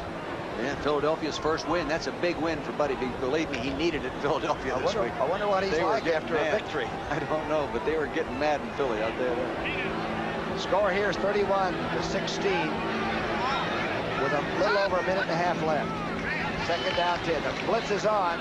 Strock just airmails it harmlessly over Mark Clayton's head. Boy, it's hard to keep the team thinking about the offense when it's gone, huh? You bet it is. But this Strock, he doesn't get many opportunities to play, but over his career, he's a 55.9% thrower, having thrown 37 touchdowns, one less pass interception with 36. He's been under pressure before and played a lot, but he gets into these kind of situations. Yeah. Now, all is lost, you know. I don't know, but hey, they pay him well. The Dolphins have 365 yards passing, and yet they're going to lose. Last week they had, what, 500 total yards and lost. Right. Intended for Pruitt, almost intercepted by Don Griffin. Tom, you know, over the last 3 or 4 years, teams that run win. Let me put it this way. Teams that have thrown for more than 300 yards only win about 46% of the time. See, we think that that's the way to, you know, life with the rich and famous, but it really isn't. If you rush the ball 40 times, what do you win? About 90% of the game? Yes, it's way up there, Tom. I think there's 3 losses in the last year and a half, last year and this season, when a team rushed the ball 40 times or more. But you've got to throw efficiently. You know what I mean? Get the big plays out of the passing game. Is Kemp doing that, do you think? Is he able to do that? Yes, he is doing that real well. Roby has just kicked a moonshot. It hits at the 10-yard line, goes into the end zone. With the wind to his back, he kicked that one 80-some-odd yards. I thought he was sending it to Cape Kennedy. A 73-yard punt, so you can tack on 15 yards to that. The coach. He handles adversity awfully well. I expected to see him Friday when we got there, really down and all that, but he wasn't. He was charged, and he's got his football team back fired up, ready to play, and you have to give credit for 49ers coming here and just outplaying them. Your son Steven is at the stadium manager's office. A 1-3 start. Has any team come back from that and made the playoffs? Well, what were the Raiders the year they beat us in the Super Bowl? They had a bad start that year. And they became the wild card. Yes, they won on to the Super Bowl. And I don't know if it was a 1-3, but I know it wasn't very good. 49ers will go to 3-1. Rathman gets another carry. The flags are down out there now. I'm waiting for the NFL to perhaps expand one of these days, and then we'd realign some teams. Do you think that that's going to be? Are they going to go to 30 or 32 teams, you think, someday soon? I don't know. Pete hasn't called me about it lately, you know. Roselle, that is. Haberling calls number 68, John Ayers, for holding. 1:09 on the clock. Big Texan. You know, getting back to that 300-yard passing game and being exact with it, last year there were 202 of them, and they only won 45% of the time. I think that can happen, Tom, many times because you're throwing behind and throwing more often. More often than not, it's because you're playing a defense that just takes away the run. When you're rushing the football, the clock continues to run. I think that's a big part of it. Yeah. The other team doesn't have the ball, period. Wallace again. I would say the game is getting a little bit sloppy. You know something? Steve Wallace was a math major. He's been offside twice. He can do square roots, but the snap count's got it. They like this guy. They think he's going to be a real player. Oh, yeah. Big adjustment for any college lineman is, of course, the pass blocking, right? Yeah. 1:09 left on the clock in this fourth quarter. 1st and 25. Facing Kemp, who's gone all the way at quarterback. Morosky has not taken a snap. Rathman right behind the left tackle spot. Wallace. You know, the 49ers actually ought to be 4-0. You know, the game they lost to the Rams, there was a very highly disputed fumble-type play, pitch, was it not, against the Rams? Yeah, they blocked a field goal with 65 yards with it. They stopped Dickerson with 70 yards rushing. It was a forward lateral, though, what is it? That's right. Yeah. NFL next week. Don't forget, it all starts with the NFL Today on CBS. Minnesota against Chicago. We've seen the Vikings this year, and they are a different team. The Bears look like they're the same old miserable self, but it's going to be a good one that starts it all off. I believe Minnesota will really give them all they can handle. They have a good offense. The defense is just playing super. Of course, the second game, that's 9:30 Pacific time. The second game is, well, there is a bell ring. 1 o'clock Pacific time. Dallas against Denver. At Denver, at Mile High. Tampa Bay against the Rams for some of you people here in this market.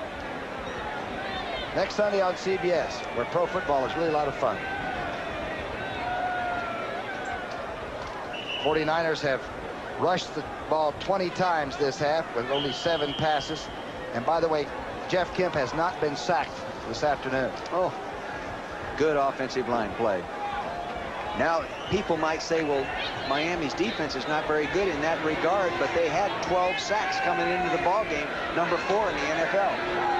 Second down and 22. Good point. Fumble by Tony Cherry. He never did have the handle. Kemp says the red shirts have it. You know what happens many times when you get a short player? Your quarterback turns and hands the ball off in the normal plane, and that guy's lower, so you hit him up underneath the throat. I'm not kidding you. Above the numbers. You have to coach a quarterback to recognize when you're handing off to a smaller guy. Let's see if we can see that from the end zone and see if that happened. Cherry is the deep back in the I formation behind the fullback. Ball's going to be handed off deep. See, and the ball is maybe handled a little high, and it just pops forward. See it popping forward? Really hard to tell from that angle, but I do know as a coach, we used to always coach our quarterbacks. You got a short guy in there, bend the knees a little bit more and get down and insert it a little lower. He's built lower to the ground. And quarterbacks have to think about handoffs anyway. You sort of have to constantly tell them that, don't you? Insert the key in the lock. Little Tony Cherry. Here's another look at it. Let's see if we can see. Now follow the quarterback as he comes out. He has it right there nicely. See, he does give it to him just a little high. Not, you know, up there above the numbers, was it not, Tom? Cherry goes right in after it, or it would have been a loose ball. He would crawl in underneath those guys. By the way, coming in, time of possession for the San Francisco team was 35 minutes on that clock, which means they've been controlling that tempo as well as the clock. Yeah. Eagles got their first win. Kemp keeps playing quarterback as well as he's doing, he's going to be able to use that MBA he just earned in the offseason to a real good advantage with a new contract. Yeah, they might be talking to him on the plane on the way back to the Bay Area. No timeouts left for Miami now. This is Cherry. He locks horns with, my gosh, 5 Dolphins jumping. Brophy was first. They can't stop the clock now.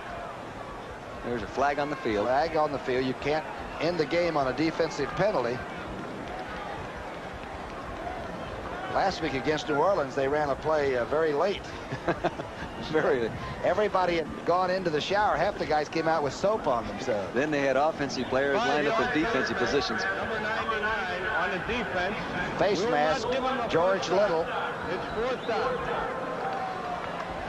4th down.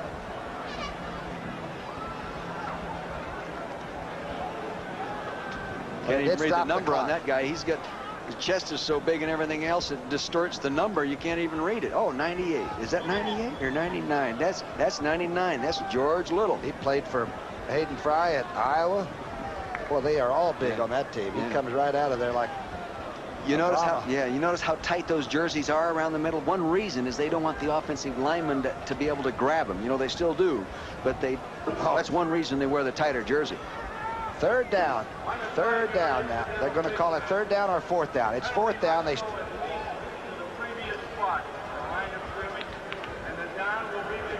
It will be 3rd down. It will be 3rd down again then. Mr. Hebling has informed us. Everybody had the play burned, but he's going to make you replay that one again. It's 3rd down and 10.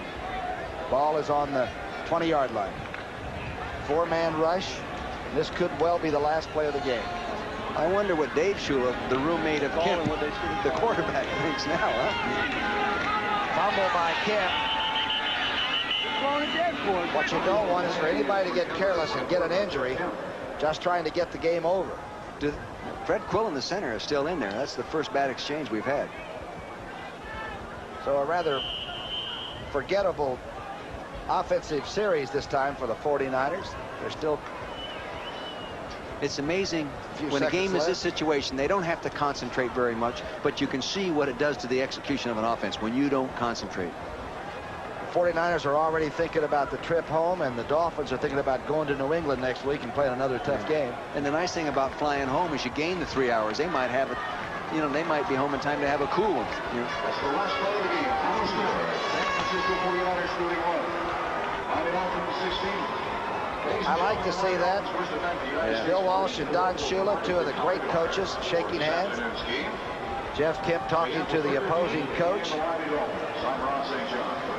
So for Dick Vermeil, this is Tom Brookshire reminding you once again the final score: San Francisco 31, Miami 16.